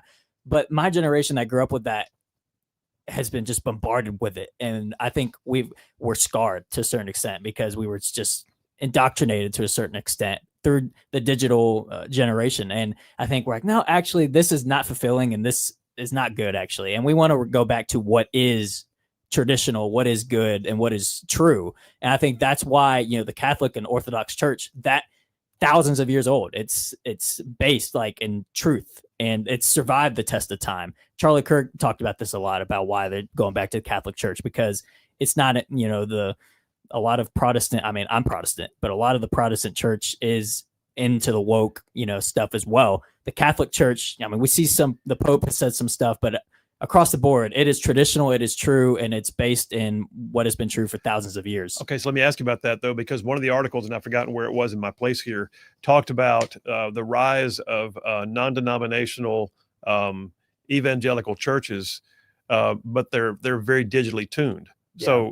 So that's also been what is considered to be, which is not necessarily Catholicism, but what it's saying is it like reached your generation where they are, as opposed to, you know what I'm trying to say? Yeah, but right. I also think we have enough, like my generation's like, I just need a break from the digital. I need to go back to the true traditional, something that is rooted. And I mean, there was a rise lately, a trend of Gen Zers getting BlackBerries to take like a 3-month break from digital, So I miss my BlackBerry. But like, I think that is just like, we're tired of it. We're tired of being exposed to digital. We need a break and we just go back to what is true.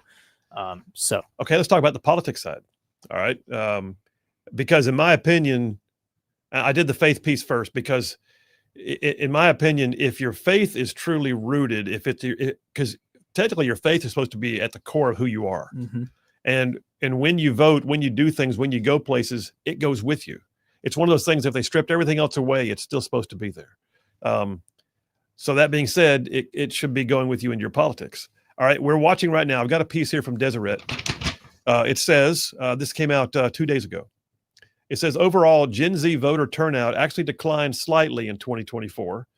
Voter participation among the youngest group dropped to 47%, where it had been 50%. So, but that's still a pretty high turnout for your population base. Yeah. And it says, though, that among those who did vote, Trump captured at least half the under 20 vote across all racial and gender groups, with the sole exception being women of color, who apparently turned out for Kamala Harris in higher numbers. But here's the thing: when you look at it, and Trump secured half of the Gen Z vote, just in the election prior to that, Biden had won the Gen Z vote by 25 points. In other words, that's a massive demographic swing. Yeah. It says it's the strongest performance for a Republican among young voters since back in 2008, which has been driven largely by young white men, according to several studies. How do you feel about that? I think, well, very much true. And I think a big part of it is too, I mean, I talked about the faith-based aspect of it, but in the politics realm, I think a big part of it is the economic point of view. From my generation is struggling to even own a home. Like, the American dream is starting to slip from our fingers, my generation across the board feels like. And I think Trump brought some sort of hope to that we're going to turn things around. You will be able to own a home. You will be able to have the American dream. And you will be able to, have what your grandparents and your parents had. And whether you believe he's actually, holding that promise or not, regardless, I think that messaging is what was one of the key factors that brought my generation to vote Republican. But also, you talked about the videos of, the politicians, the Democrat politicians getting on Fortnite, playing Madden, AOC and Tim Walz playing Madden. Like, that's going to get the male vote. Like, no, actually, like, just being real and authentic, I think appeals more to my generation than acting like, oh, I'm cool, guys. I think she, they pronouns is cool. Like, that's a turnoff. The being authentic, and Trump going on Joe Rogan, Trump going on, Theo Vaughn, JD Vance, I believe, went on Sean Ryan. Actually, both Trump and JD Vance went on Sean Ryan. That is where those are the real, shows. When Kamala's going on Call Her Daddy, and it's like, okay, well, that maybe appeals to a very fringe part of the female Gen Z, but it's not going to get the job done. So here's an interesting piece, and I think I've said it on the show before, but not in this context. Is the Apostle Paul in Philippians? Anyway, Apostle Paul said, I have become all things to all people that I might win some all the more. And what he was not saying was, I'm changing my message everywhere. What he's saying was, I am making sure that I identify with my audience so they understand what I'm saying. And but he never changed the story. The gospel was still the gospel. It just was. But if he was with the Greeks, he spoke Greek. If he was, if he was in Rome, he spoke to the Romans. And if he was in, if he could speak Hebrew, he knew how to speak not only the language, but he also knew the culture. And he didn't try to tell them to be like him. I mean, he did, but he didn't in terms of his faith. But he didn't tell them to abandon how they ate, how they acted, how they grew up. He went where they were. And he gave them the same message in a way they could understand. And I hear what you're saying is it sounds like this last election, you guys were given a message that resonated, and it wasn't somebody trying to pretend. It was somebody saying, I'm coming over here to you. I'll sit on Joe Rogan. I'll sit over here with you. I'll put it in places where you can hear it. And then, oh, by the way, it's still the same message, but it's where you can hear it. Yeah, I think that's all correct. And like I said, this is why I'm optimistic, because I think the tide is turning tremendously in the Gen Z generation. That there's more of us than there are of them. Although the liberal Gen Z is very polarized and very liberal, I think the conservative Gen Z is very conservative and very traditional. And I think we're going to outnumber. And they appear to be very motivated. Yes. I like it. By golly. All right, listen, we're going to take some text messages and phone calls when we get back. We're taking the last break of the day here on a Meatloaf Monday. Phil Williams, Rightside Radio. Y'all stay tuned. We will be right back. In your lifelong passion of amateur wrestling, how would you do that and make a living at that? Well, as of 2 days ago, there was no way to do that. But they just announced yesterday Real American Freestyle. So I imagine there will be profile pieces like you might have seen on American Idol or The Voice, where you understand guys' motivations and their why. So we get to see them at home or training, or, what's going on with their little girl, or what was their childhood like. Or we're going to try to make the characters more relatable than just, hey, here's this random guy in blue tights and here's this random guy in green tights. And they're going to have the pyro and the smoke and the screens and the big time presentation like you would see at a WWE or a UFC, but it'll be different because it will be more amateur wrestling style. So it's called Real American Freestyle. And it just so happens that Hulk Hogan's theme song in wrestling was Real American by Rick Derringer, and his beer is Real American Beer. So I'm sure there's connective tissue there for marketing purposes, but Hogan and my pal Eric Bischoff are behind it, and they're having their first event in Cleveland on August 30th. And he's still Thunder Lips to some. Absolutely. Forever Thunder Lips. Speaking of movies, if you've seen it, one of the saddest movies that had a genuine sense of feel to it would be The Wrestler with Mickey Rourke. Yes. You seen that one? I have, yes, sir. Does that have a sense of accuracy to it? In 1,000,000%. Really? Yeah. The tragedy story, for those who don't know, of a guy who had trouble leaving behind his wrestling life when his body wouldn't let him keep up, and other events in life, as a matter. Well, yeah, specifically, he put wrestling in front of everything. Everything. Including marriages, including his responsibilities as a father, his financial well-being, his own physical well-being. It was his identity. It was. And he lost everything else because of it. And he couldn't let go of that feeling and the dream, and he hung on too long. And I think, that was the reality for a lot of professional wrestlers. But guys who may have been in that situation or circumstance 15 years ago when that movie came out, they're not now because of the rebirth of nostalgia, which I do think in large part is because of podcasting. Podcasting and the internet give it a second life. That's right. Yeah. That's right. Like you and I could put together, I don't know if you saw, but as we're recording just last week, they did a pop culture expo in Huntsville. Well, there weren't a ton of stars who have a hit show on NBC this week at that event. it was, My Name is Earl, which was on was on NBC 20 years ago. Yeah. So nostalgia is very much in fashion. They did the guy from Ghostbusters was there. I mean, and that movie came out 40 some odd years ago. So nostalgia is very, very marketable right now. So if the Mickey Rourke character, Randy the Ram was his character's name, if he was around today, Randy the Ram would still be making 6 figures working 2 days a week. He'd make more today than he did when he was actually wrestling. How about that? Yeah. So it's a lot better now. Well, the Randy the Ram character was legit in terms of its realism. I mean, I watched that. And it was one of those movies that kind of left me just feeling almost crestfallen for the guy as I watched it. But there's also some amazing personalities in the industry. They have to be. They're all larger than life to some degree, whether they're on the pro or the con side. Whether they're the bad guy or the good guy in the ring at that particular moment. They've all got this incredible persona, and then they've got some that bring the character to life with makeup and more additional Ric Flair style. Yes. That being said, there's some crazy athleticism in there too. Oh, the best athletes in the world. There's no way to fake some of what happens. I mean, people can look at it and go, "How much of that is real?" Well, did you just do a double gainer off the ropes and land in the crowd and walk away from it? Nobody else could. So, athletics. How much of what you see in the industry right now is like bona fide athletics, and who is the greatest athlete in wrestling? Well, athlete. That's a great question. I want to say the greatest athlete in the history of wrestling might be Kurt Angle. Okay. Kurt Angle won the Olympic gold medal in wrestling for the United States in 1996, and he did it with a broken neck. And the way he was able to do that is he would train to failure, and when the muscles failed in his body and they were no longer firing, that's when he would really start training. Like most people train to failure and then stop, he would persist. His ability to focus and block out the pain was at times his best friend when it came to his athletic pursuits. But now, as an older gentleman, he's paying the price for that. He's had a double knee replacement. I don't know a lot of guys who have not just a double knee replacement, but at the same time. But like his brain is like, well, I don't want to have to be out, 9 months with one knee and 9 months with another. Let's just do them both. And that requires relearning how to walk completely, but he did it. So it's probably Kurt Angle as far as the best athlete, but the athletes of today.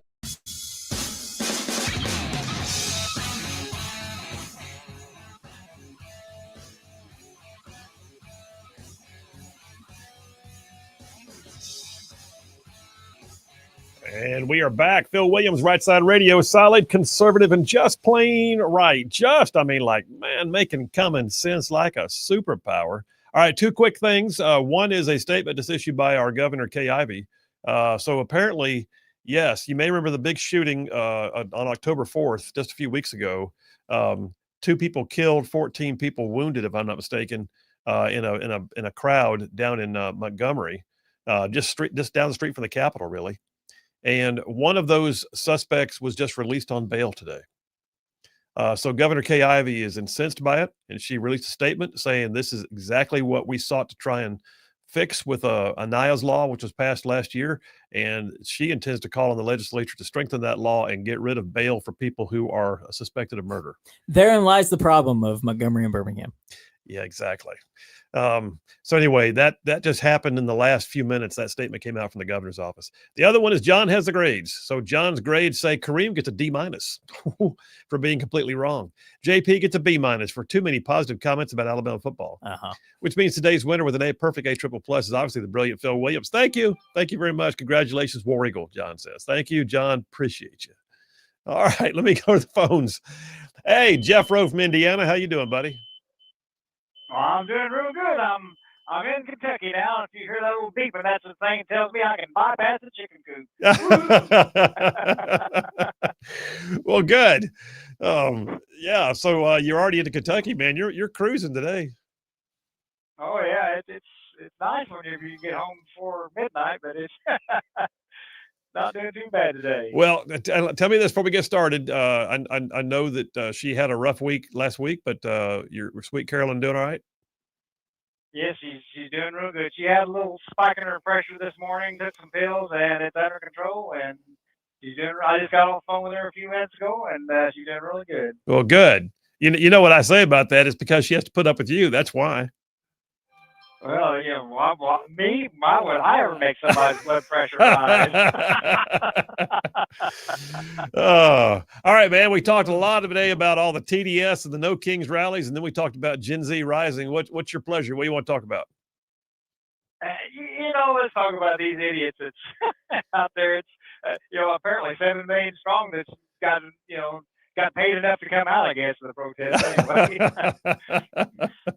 But you know, we as conservatives, I think we need to, you know, instead of going against these people and stuff, I always want to look at them and laugh my butt off because, you know, it's just funny to me. You know, they get angry and I'm just laughing at them because they're so silly. You know, but we need some deprogrammers. You as a military man, you know, you you know a lot about people being deprogrammed, I'm sure, but. Well, I would like to say that I know something about it, but deprogramming has not always been my thing. I'm more into trying to get people to a place. Yeah, but these people, you know, you got to remember, these people started out, and the schools have taught them this, and their professors have taught them this, and if they got liberal parents, they've been brought up this way. You know, they don't know any better. It's you know, they anything that you can point out that makes any sense or whatever, they do not want to listen to it. You know, stick their fingers in their ears, la la la la la, you know, and want to talk about all this crazy stuff, and it makes no sense. But yet they think it does. It just blows my mind. It does. It is a complete mind blow. But you know, I look at it too, and I think I don't know. I mean, I watch some of these folks that are going out there and doing these No Kings protests and all that, and I look at them and think, the way you represent your side, why would anyone want to vote for that? I mean, what candidate are you going to support? You know, with your freak show actions and your horrible signs that say things about people getting murdered and how you laugh it off, and then in making deranged comments about Trump that have no bearing in reality. I just wonder, why would anyone want to support the candidate that they support? Yeah, I mean, what would be the equivalent on our side? You know, I mean, we don't go out and do things like that and stuff. And these people, they are truly are mentally ill. I do believe. I mean, it's been, you know, indoctrinated into them. They hate. It's kind of like the Palestinians. You know, they grew up. The ones that's in Palestine right now grew up, you know, with the indoctrination that, you know, hate all Jews, and it's just ingrained in them. They don't know no better, and I think that's kind of the way the liberals are. They've been grown up to hate anything that's Republican, and then turn the like looking into a mirror, anything that they are that they claim we are. Hey, brother, I got to go. The music's already been playing for a bit, but let me just tell you, I'll talk to you soon, and appreciate your time, buddy.